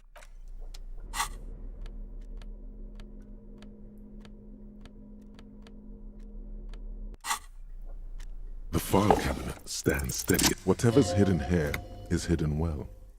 Concentration isn't enough. Only a trained accountant with a background in logistics would be able to really make sense of it. However, there is a little handwritten note stuck on the side of the drawer. It appears to be a to-do list written in large, uneven capital letters. Remember, Leo, Everard's shoes, special whirling borscht, water Everard's plants, sweep office floor, more banners. All items on the list have been crossed out, and the note itself is crumpled. One of his aides must have left it.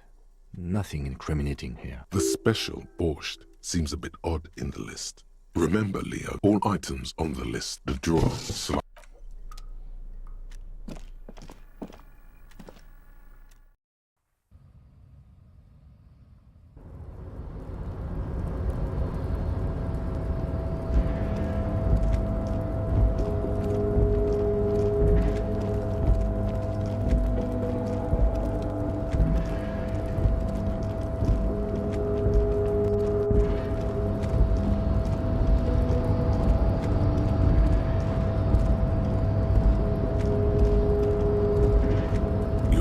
Before the cargo.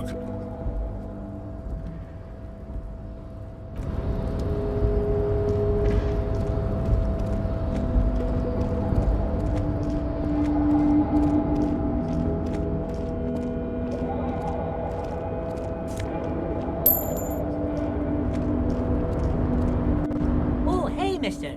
I knew he'd be back to talk with old Leo here. Yes, I did. Yes, I did. It's like Lady Larice said when she opened a bathhouse in the basement of my apartment building. They can only get so far before they're aching to get back. And lots of folk really did keep coming back. No trouble at all, mister. No trouble at all. It's like that old saying goes, wisdom withers if not shared. And old Leo is always up for sharing. Oh, yes, yes. I leave all kinds of notes for myself. That old head of mine ain't so good at keeping things in no more. I almost forgot about the borscht. Oh, yes. I've been taking special whirling borscht to the men every day since the strike started. It's very, very good. Makes a man feel so warm and happy. I feel like I could take on Mr. Renadan's boar dogs every time the lunch is done. Yes, yes. I'm taking it to them. The borscht keeps them happy and in fighting spirits. Makes you all warm inside. They brew it in the whirling in rags. Oh, the whirling's cook. He makes it. Them is always talking with Mr. Manana in that weird language and laughing together. He doesn't speak what we speak. He's from Grad. Oh, sure, mister. Sure. You do that. Yes, sir. He didn't actually understand what she meant, and now he's just nodding along.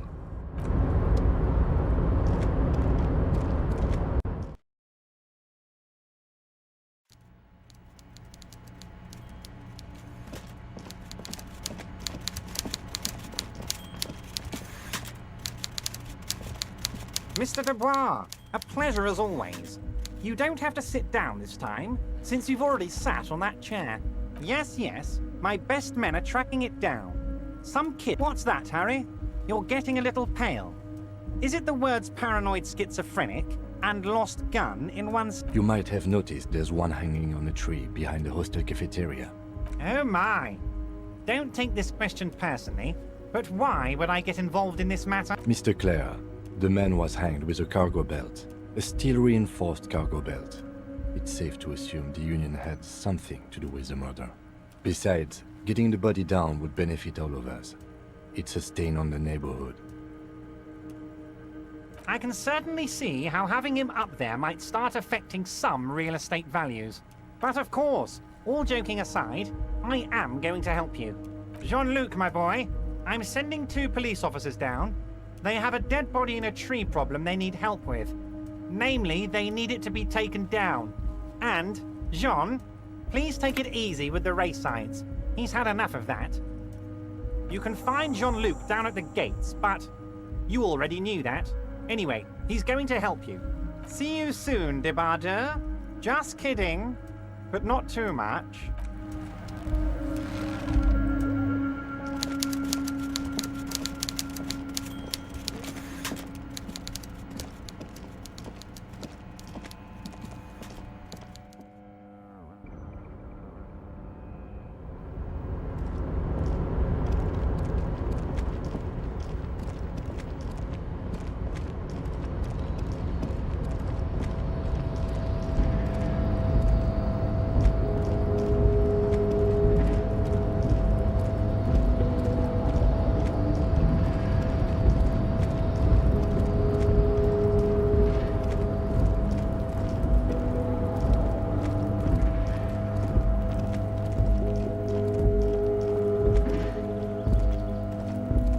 This is the night.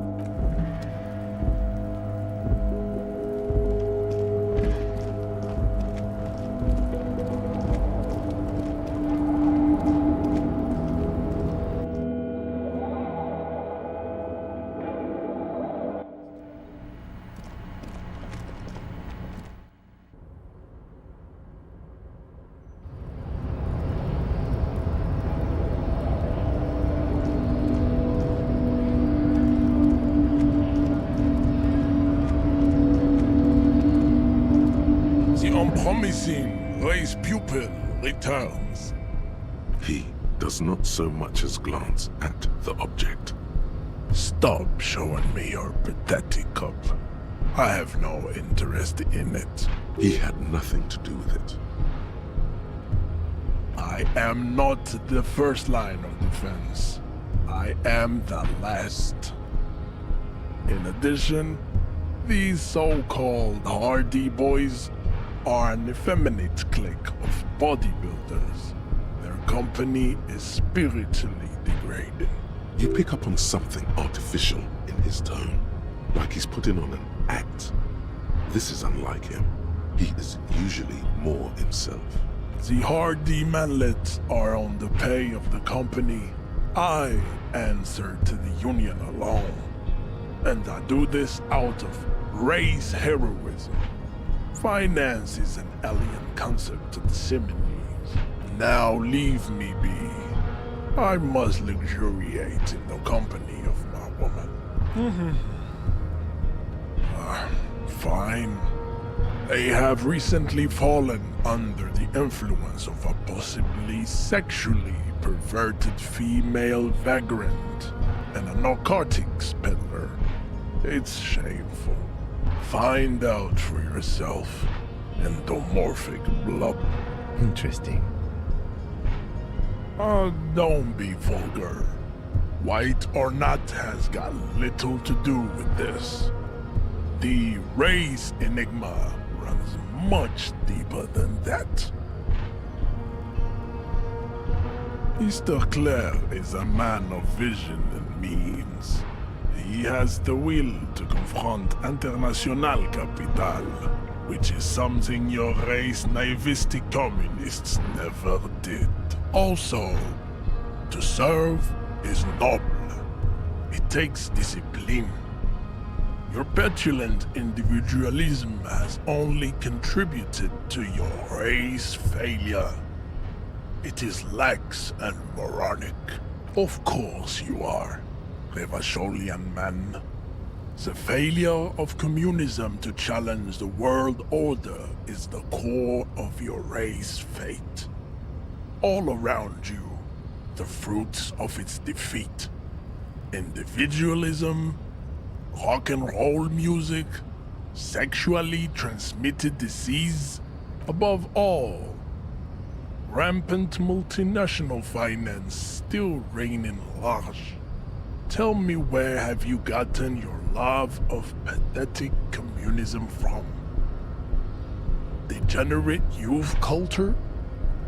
Rock and roll music? Stop explaining yourself. No one cares about your beliefs. The conversation has moved on. Tell me, what degenerate subculture has made you dress in this shameful way? Offshoots of the Seminoles people invented disco while having sex under the influence of cocaine. It is a shame upon my race. But what is done is done. I am not surprised you enjoy it so much.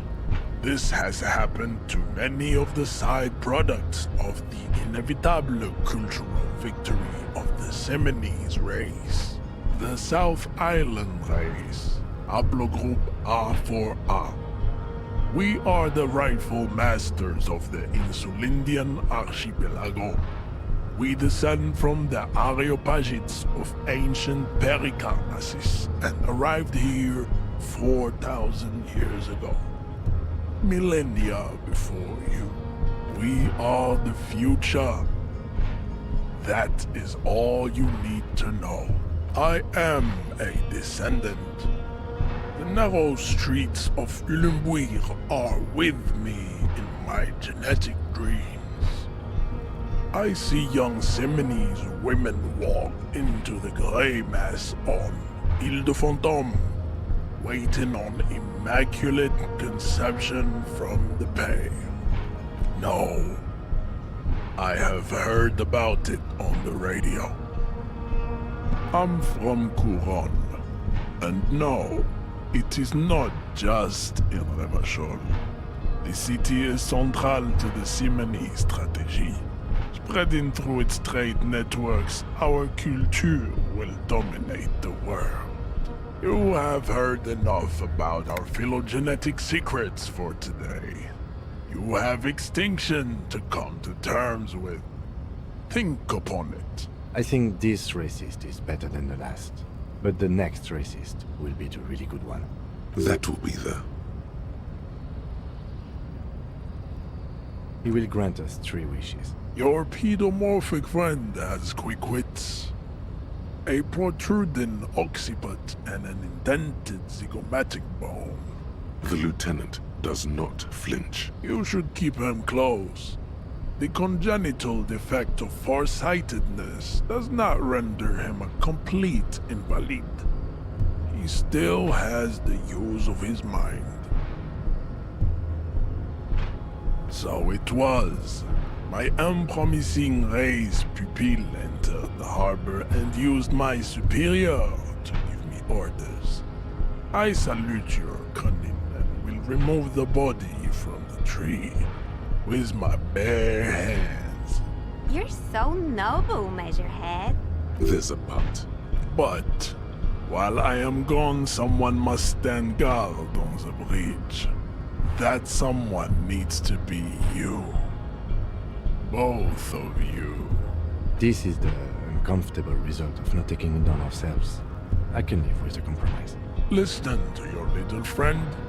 He is wise in his childlike way. His mysterious race may yet prove fierce competition to my heroic haplogroup.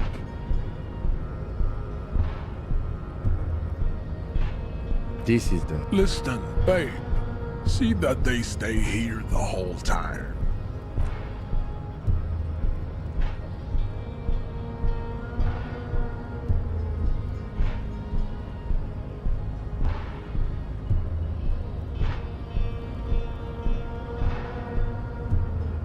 The woman's gaze follows Measurehead as he leaves.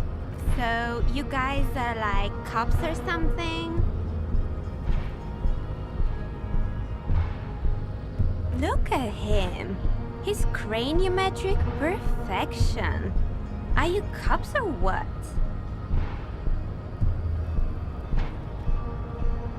Cool. I like men with guns and power. I'm Katya, by the way. You hear that? That sound. He's breaking something. Yeah, Jean-Luc must be really tearing it up over there. I wish I could see it. Look at you! RCM rent-a-cops! Guarding that bridge like Evrod's lapdogs! Is this where it's at now? The RCM is for sale! And who are you? What is your business here? Why are your clothes 4 sizes too small for you?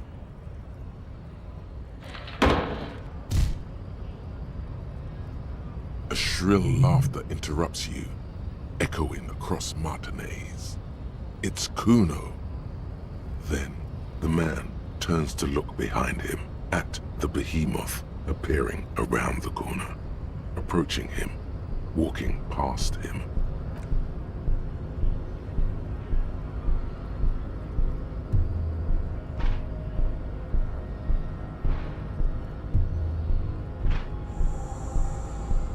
The corpse has been removed from the tree.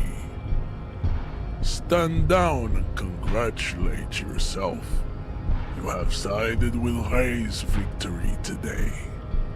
Farewell, ham sandwich. You are a Union man from now on.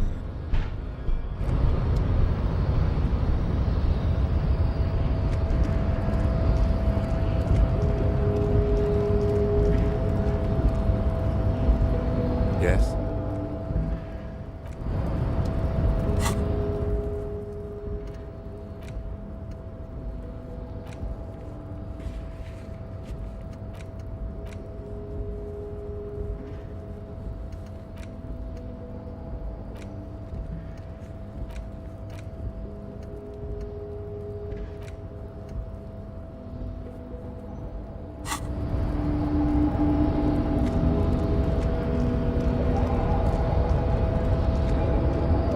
Unpromising racists are generally not very good examples of their race.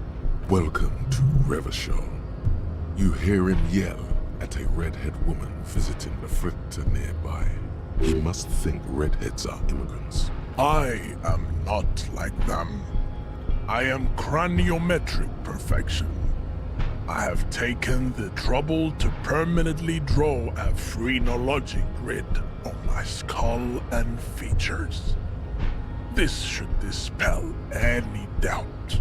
The drawings are precise and look true to their pseudo-scientific ambitions. One thing, however, it is not entirely free of throwbacks in the phylogenetic tree. His large jaw, for example, could be a trait indicative of criminalism. Also, his earlobes could be smaller. That atavistic stigmata makes pussy say yes, plenty. Babe, thanks. But I got this.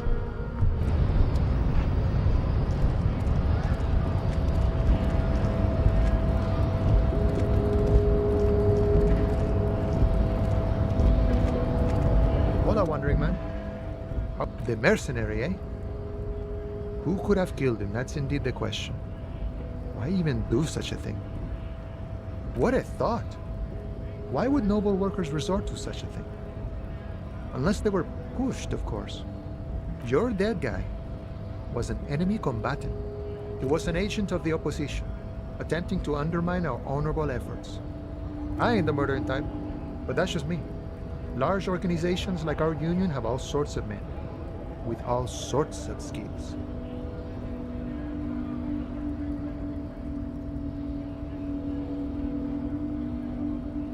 He's not lying about not doing it himself. Understood. This has been of limited use. Still, thank you. No problem. I wish the best to you in your search.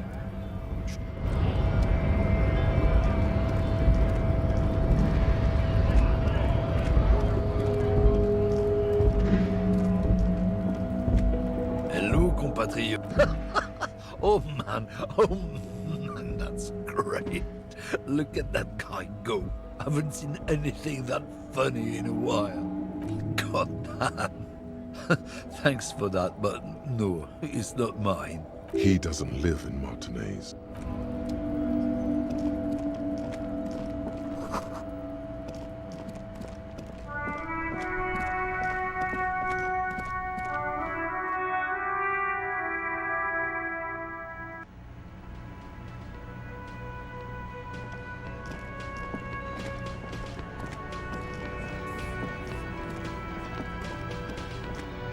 Can I help you?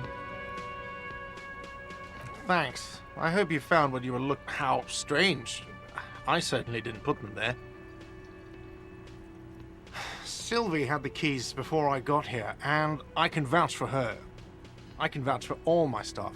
None of us would tamper with the crime scene. The trash collection service? CS Municipal. I don't see why they would put anything in the trash, though. Ah, the elusive CS Municipal. I doubt we'll be able to track down who was sent here last and when. This will have to be one of those little threads that solves itself down the road. Thank you anyway. Yes. Another thing. Yes, and the phone company is taking its sweet time sending someone to fix it. Losers. Who told you that? Fine, yeah, it looked like someone had messed with the wiring. It was shortly after the hanging, but I don't know if it's at all related. Plenty of arseholes around here who aren't murderers. If you do find out who cut the line, though, let me know, so I can forward them the repair bill. Yes?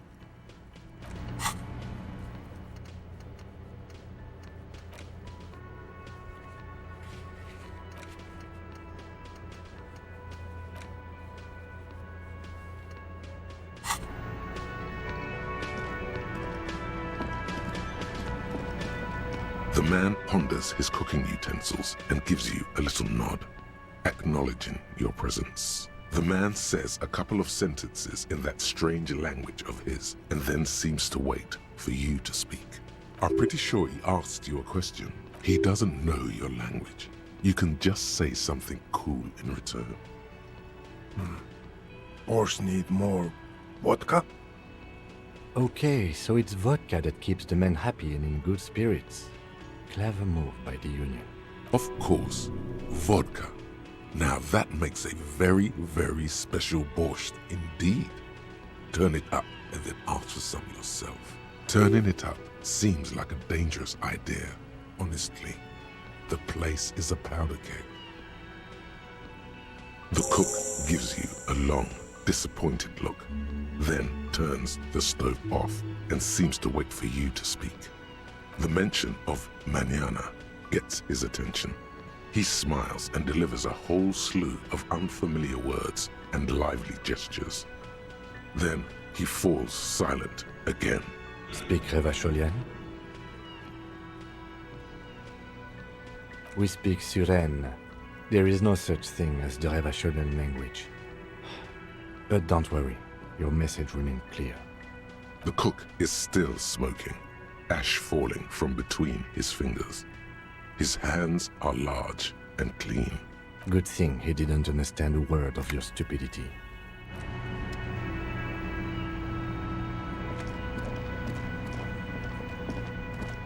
Oh, hello, dear. There you are again.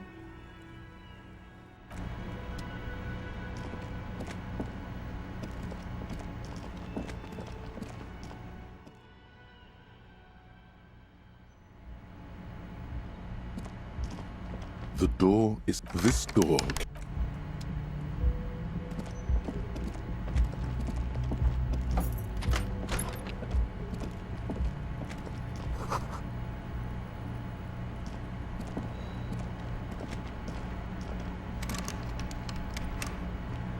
A mirror hangs on the bathroom wall.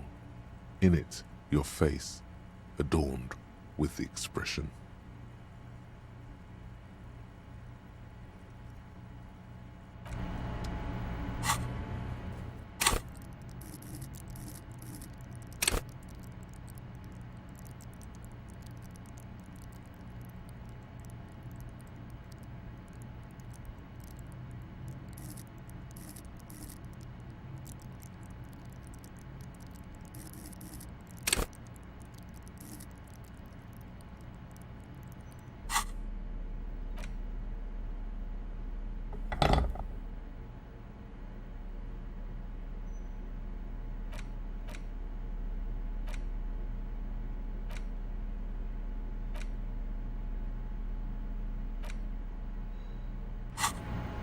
A mirror hangs on the bathroom wall.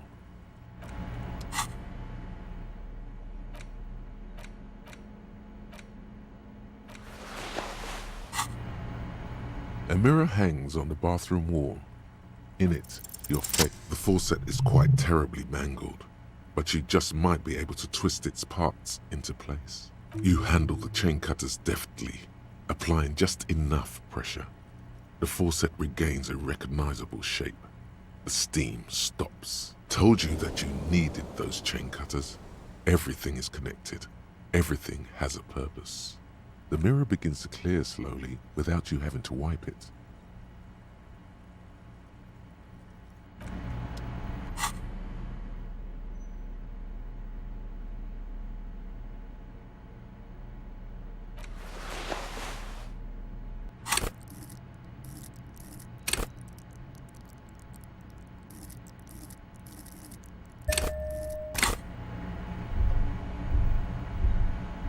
A mirror hangs on the bathroom wall. It's barely covered in steam anymore. It's your face in the mirror, adorned. It's like something snaps in you. A nerve ending, a thought, a sadness. Your face in the mirror is suddenly clean of the layer that had distorted it for God knows how long. Just like that, it's over. The running gag that your life had become. A sad old man looks back at you. Yes?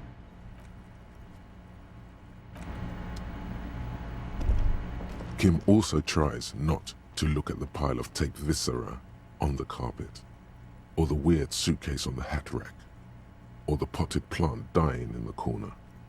But it's all just too morbid to ignore. The man is finding it hard not to trip on the tape, and not to send any of the bottles rolling across the floor, where unidentifiable sludge makes it hard for him to breathe.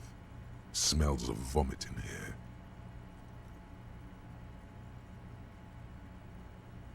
No problem, officer.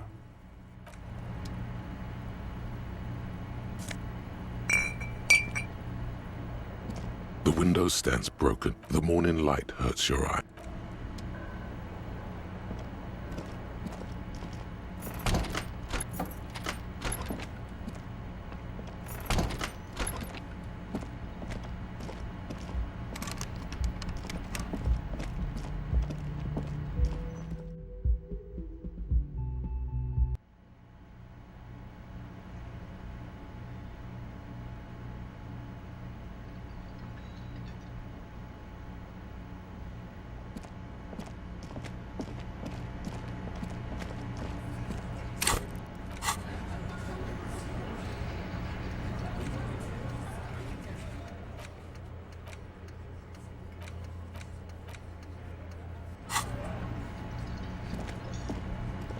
Looks like the circus left town, but the clowns are still here.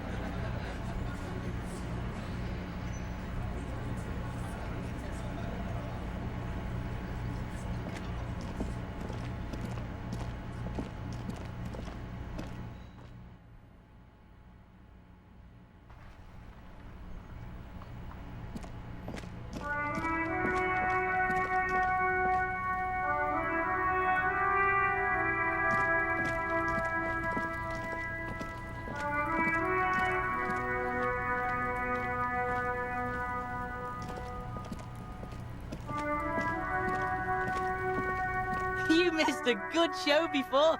A kid came by and completely fucked the tree to pieces. He fucked the tree up! Fucked it good! It was porno!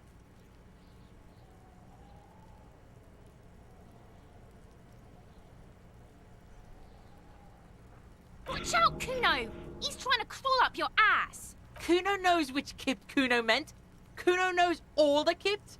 Kuno's dad's a Kipt expert. Says Kipt every day. 100 times a day. Kuno's dad doesn't give a shit about anything. Except Kipts. Try to crawl out of Kuno's ass now! Yeah? The fuck did you want anyway? You got your fuck bag down? The fuck about it? Fuck are you talking about? What is this contusion shit? He says you're stupid, Kuno! They want to make you stupid again! Oh, get the fuck out of here calling Kuno stupid. Pigs come to Kuno for guidance, then say he's stupid. The fuck is up? They're lost without you, Kuno! Why don't you figure your shit out? Maybe we should. Kuno doesn't give a shit about the armor. Kuno's fuck gimp's got one big thing wrong with him. He's a fucking mutant. Look at him. Fucking growth hormone shit. He's a giant. The armor's too big for any man. Kuno doesn't give a shit about that freak armor. Kuno threw that shit away. Kuno tried to get the helmet on. It was too big. Kuno kicked that shit in the sea, rugby style. That shit means nothing to Kuno. Yeah? That shit means nothing to Kuno. Kuno doesn't give a shit about material shit. Kuno's a fucking monk. You wanna fuck on someone about that armor? Go fuck the mustached union fuck. The jolly troubadour shit at the gate. Yeah, cock and boot. You know that jolly union cow fucker? Came around talking about cows or some shit? Came around pretending like he cares about cows? Yes, you met him at the gates. The one with the boots and the jolly smile. Yeah, he's the one you want to talk to. He's fucking crazy about that armor shit. Coming here pretending like he likes cows. Trying to catch a peep at Kuno's armor. Curious, my liege. Why did Kuno feed you this information? Yeah, Kuno's doing charity today. Kuno Day. Kuno feels sorry for you two loser pigs. Kuno's doing pity now. Still, seems suspicious. He may have it in for that guy. Or you may be paranoid. That is also a possibility, sire. You're Get lost, Yeah? The king... Yeah, Kuno doesn't know shit about that. That shit is beneath Kuno. Listen, listen. Kuno doesn't care about this small-time shit. Just listen. Kuno saw what you did there, dumpster diving. Sad shit. Kuno could hook you up with some sweet rags. Shit like Kuno's wearing. Your size, good price. 500 real. You'd have to be blind not to notice the giant white letters F-A-L-N running down his trouser leg. Pig, these are found modulars. Liquid fit, performance crotch, urban survival shit. Made in Mirova by scientists. Pants scientists. Believe it, you need this shit. These could drastically improve your chances of survival in the urban wilderness. Coach Physical Instrument endorses these pants. They are tartan ready. They will also make you into an idiot.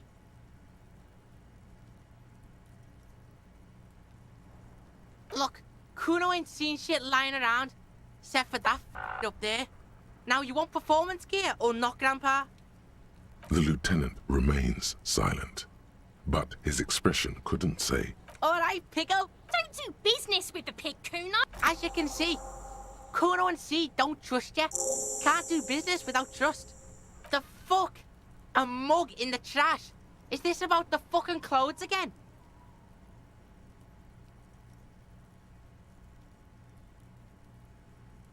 Yeah, Kuno sees where this is going. Kuno's got that fast brain. You saying you pigs are after the mug fucker, 'cause he's the clothes fucker? I can't hear you, Kuno. Speak louder, Kuno.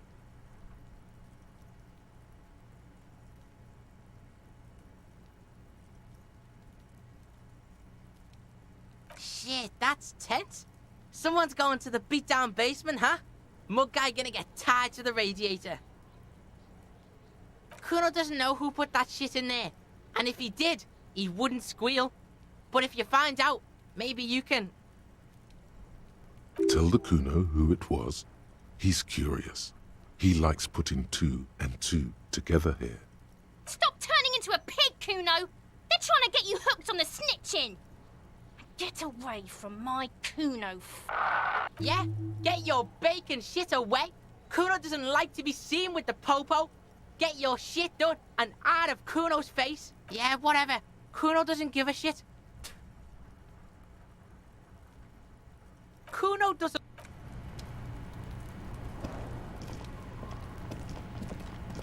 I'll die before I squeal, pig.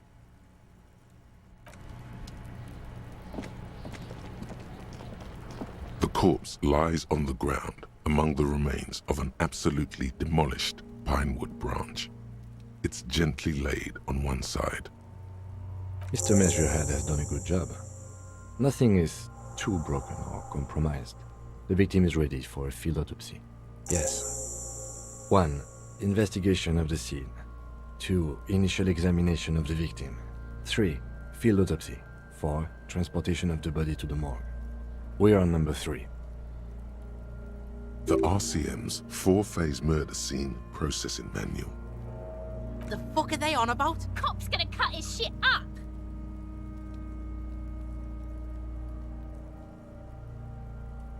The lieutenant adjusts his glasses and takes a deep breath.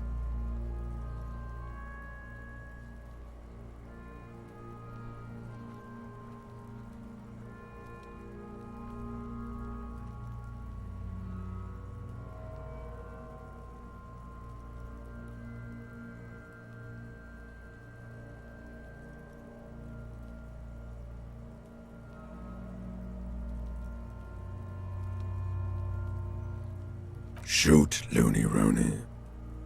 What do you mean? Ask me more questions. If I come back later... Come on, officer. You know what a field autopsy is. You've done 100 of them. What you do know is, at 18.9 kilometers, the dormant shield volcano, Corpus Mundi, is the world's highest summit, and the failure of the 38 single, Et puis descend, to crack the top 20 was the death knell of disco. But what a field autopsy is, you have no idea. Unfortunately, no. They are better than nothing. Tell you what, I perform the anatomical side of things, while you will take notes. Yes, you see, the field autopsy form is the one on red copier paper. The dead man stares in silence as you crack open the ledger. The bright red paper is covered in boxes and lists, describing the condition of his skin and organs in 3 parts.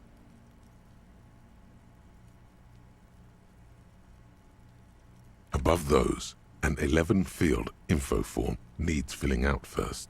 It begins with, "That's you." The corpse is indifferent to your scribblings, just lies there. The next box says, KK57-0803.0815. KK equals Kim Kitsuragi. 57 equals Precinct 57, followed by his date, 0803, and time of arrival, 0815, on the scene. He's indexed the case after himself, not you. That's because he doesn't want to bring up the messy question of your initials. And what would that make the alphanumeric? I do. KK57-05. Next, NA. Next, NA. Roughly 50. Try 40. The damage is so extensive, it's better to err on the young side. He nods. Mondial. Subgroup Occidental, as per your observation. The pudgy mess looks neither mondial nor occidental.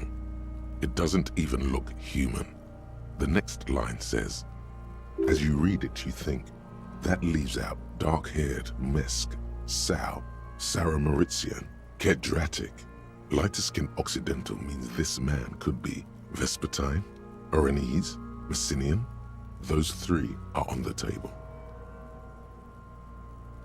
A solid guess, Mr. Racial Profiler. Fucky! Male. Pigs can have sex! Nor does he look male, with his pregnant belly and indistinguishable face. We're still going with March 4th, 51. What else? 9. Body identified by is non-applicable. 10. Case number is the same as the coroner's case. KK 57 0503 0815 listens motionless, with the cargo belt still around his neck. Only 1 box remains. None, at least not after the initial examination. Interfering with the body's position or wounds post-mortem. A silent nod. The lieutenant places his gloved hand on the corpse's chest, as if in preparation. Your central nervous system recognizes this gesture. It's the stations of the breath. Ecclesiastic, religious in nature, a holdout from pre-DeLorean burial rites. It takes him 2 seconds to perform. Then, we should start the post-mortem. The corpse cannot feel Kim's hand on his chest. It no longer meaningfully interacts with its surroundings. A thicket of boxes and lists on red copier paper tries to answer why. Clothes. The deceased wears armored boots and white briefs. The make of the briefs is Babrodine, I think. Let's see. See, it's happening. Babrodine, yes. Inexpensive. Size M. Color white. The disappointment is palpable. The red-haired thing was expecting something more lurid.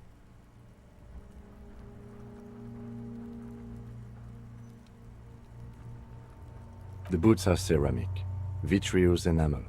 They are fused to his skin from blood flowing downward post-mortem. Removal of the boots is left for processing. The boot has a serial number. It's E50.100.100. The lines between the plates are in the shape of the alphanumerical.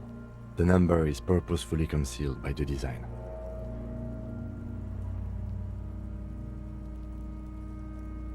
Tattoos.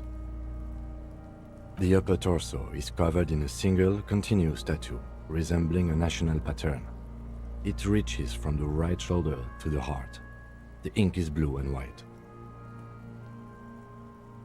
The assistant has a color photograph of the markings, to be added to the case files as document A1. The photo is taken on the scene, using a Trigat Mini. The deceased has a belt for airlifting cargo around his neck, tied with a hangman's knot. Color, yellow. Length, 3 meters. There is a buckle on the other end. Well-nourished, athletically built, measuring 1.8 meters. Generally consistent with age 42. Preservation is good. Ambient temperature, below freezing. Body hair is light brown. Distribution is consistent with the age. The deceased had male pattern baldness. Hair is combed back, short. Lividity is consistent with hanging, albeit faint, as noted. The head is congested. Contusions are present on the head, chest, and thighs, consistent with stones thrown post-mortem. Low velocity.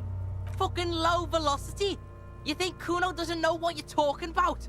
Velocity was fucking max. Talking shit about Kuno's velocity. In addition, there are bite marks on the face, scalp, and chest, consistent with predation. Ligature mark. The steel wiring. There's too much of it. We need to remove the belt so we can get to the ligature mark. You got just the right tool for that. The chain cutters. Always good to think ahead. Now, we need to cut the belt to see the ligature mark below. Carefully, with as much precision as you can. See? My pig is gonna fuck his head off. No, he ain't. Your pig's a boring fuck. The belt is equally tight around the whole circumference of his neck, swelling over the edges like white bread rising from the east. The knot is the weak spot. The chain cutters fit in there. Steady now, like a flower arranger. 2 cuts and it should come loose. After some deliberation, you sink the cutters into the knot tying the belt together. You squeeze the rubber handles together, sweat forming on your brow.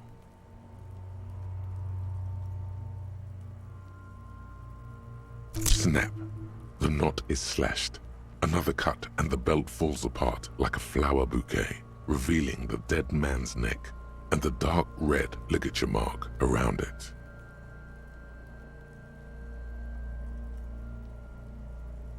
The rope rises to a point, leaving a gap in the ligature mark. The suspension point is in the back of the neck.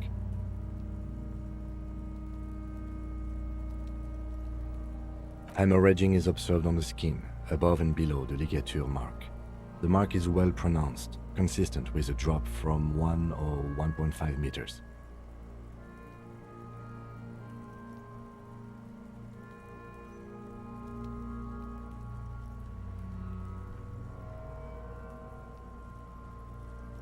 Chest is intact, normal contour. Abdomen is protuberant, pelvis intact, genitalia. No! It's gonna happen, see! I fucking knew it! Genitalia is male and unremarkable. No evidence of injury. Back is symmetrical and intact. Upper and lower extremities are intact, but asymmetrical. There are combat injuries on the right hand, thigh, and hip. In addition, I see smaller, residual scars, too numerous to count, covering about 30% of his skin. From wounds sustained over 2, maybe more decades, dispersal and accumulation indicates long and active combat duty. We have a real museum here. Of battles, wars. Last item, hands. Hands are clean. No sign of a recent struggle. Maybe I'm just not seeing them. Honestly, this stench is making it hard for me to think at the moment.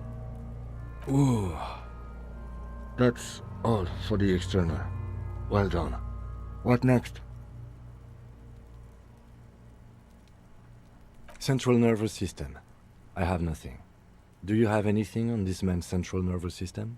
Of course, there is a moral to be drawn from it. a moral to this story. Musculoskeletal. Purge fluid is coming from the mouth, not injury-related. Eyes and tongue protuberant. Hyoid bone. Let's see.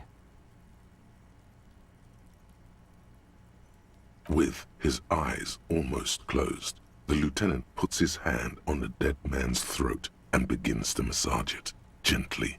A rotting smell erupts from the mouth. Purge fluid runs down his lips, black and viscous. You hear cracks as the lieutenant moves his sharp fingers inside the flesh, like the creaking of an old house at night. Yeah, jack that fucker off! The hyoid bone is fractured. The rest of the musculoskeletal system is intact.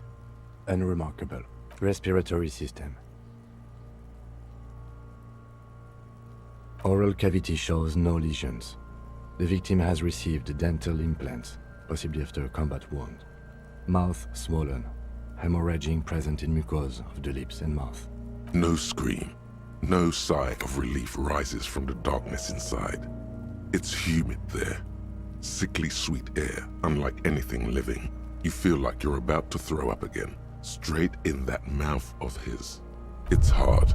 Once more, you taste stomach acid in the back of your throat. A contraction. Your throat pumps a little something from your stomach and into your mouth. You're forced to swallow, just to keep looking. Inside, you see darkness. Just a mess of meat and darkness. Hemorrhaging present in mucus. Hepatobiliary, Na.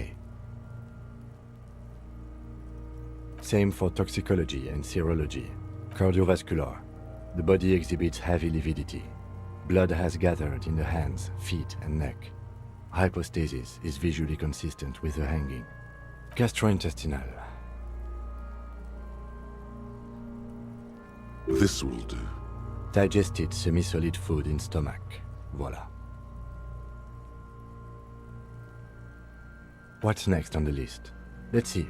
We have bite marks, contusions on the head and chest, and a ligature mark encircling the neck.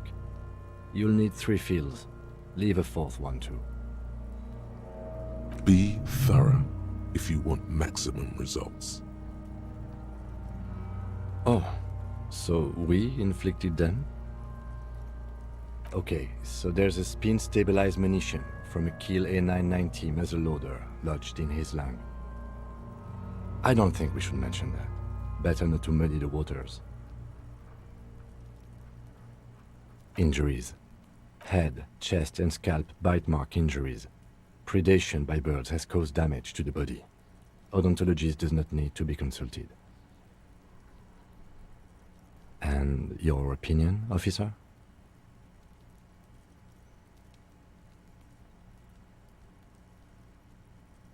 Agreed.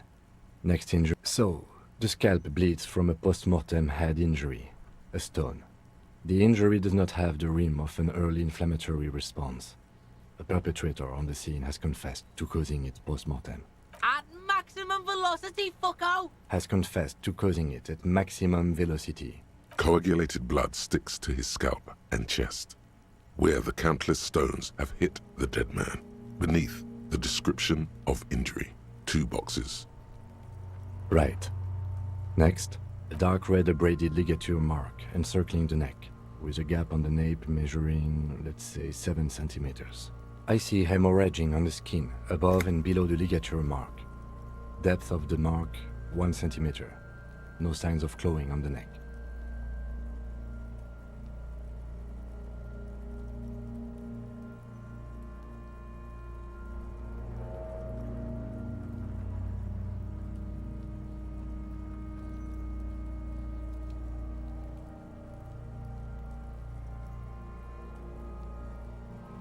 Below the note, 2 customary boxes wait to be ticked. The man's head jerks to the side. The ring around his neck is visible. Think for a moment. There's time. Don't rush. That's it. We have established cause of death. It's not much, and it leaves much to be questioned. But it's a start. Let's wrap this up. I pronounce this field autopsy over. Well, we established probable cause of death. Some would say that's the goal of an autopsy. Then, given the state of decay here, I consider establishing the victim's ethnicity minor success. We were thorough with the list of injuries too. We described them all in detail. What is there to say? Given the circumstances, it was a professional field autopsy. Oh yeah, well done, Master Detective. Maybe a drink is in order? Now, you see, that worries me. You will die if you drink. You know that, don't you? You are proving a useful detective. The organization would miss you. I need a copy of that autopsy form. Then I will drive him to Faubourg for processing. You tilt your head, also looking at the corpse. I'm sure we didn't get everything.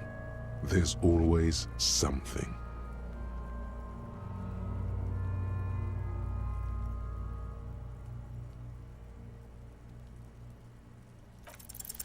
You run your hands over the victim's cold body, his limbs, his torso with its swollen organs. Maybe you should be more thorough. You pull down his breeches. Marbling is present around the crotch. The penis has shrunk, crawling halfway back inside him. There is nothing mysterious or noteworthy here. Can't get enough of that dick. Do you think we missed something? I worked as one of those processing guys for a year. They are butchers and clowns. I once saw 20 CODs go misidentified in 1 week. Chances are slim to none that they'll find anything useful in processing. In short, you and I are the last line of detection. If you're not sure we got everything, we need to look again. And for that, we need to refrigerate the corpse. Hey, wasn't there a giant ice bear sarcophagus below that building?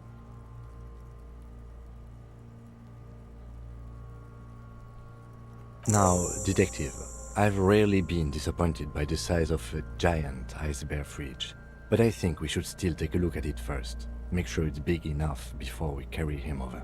Let's move. With every hour, whatever we are looking for in the deceased will become harder to find.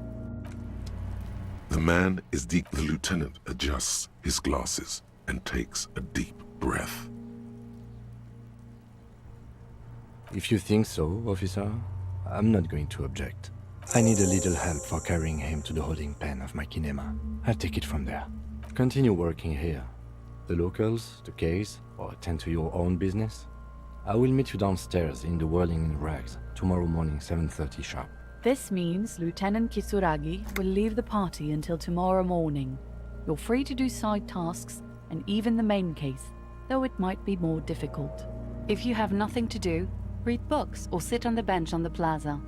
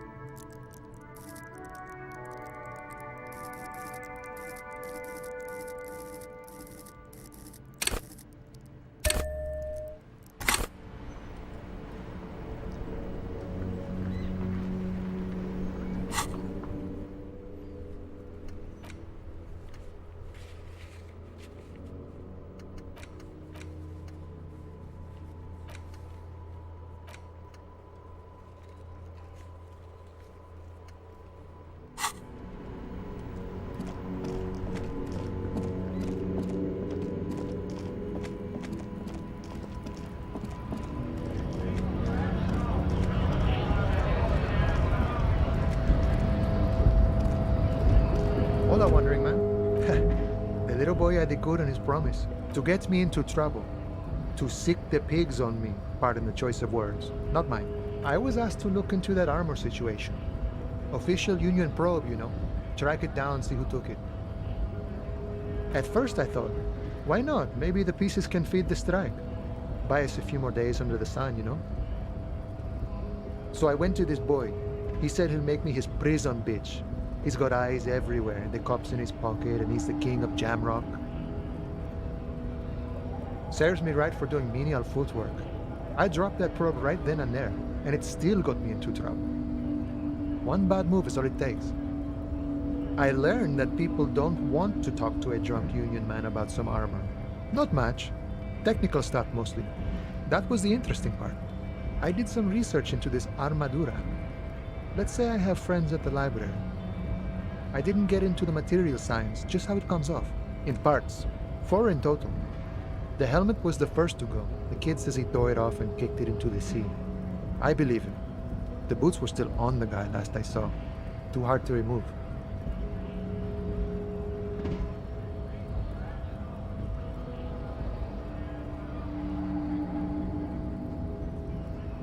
So, as I count, there are 2 parts missing. The gauntlets and the cuirass. This is where I left off. Too much hassle. More like a job for some militia. I guess you won't be collecting them all then. That's less work for you at least. Oh, they're just gone. They don't exist anymore, if they ever did at all. Forget about them. I did. Smart choice. It's only that one spot you need armor too. The one the bullet hits. Good luck if you go for those boots though.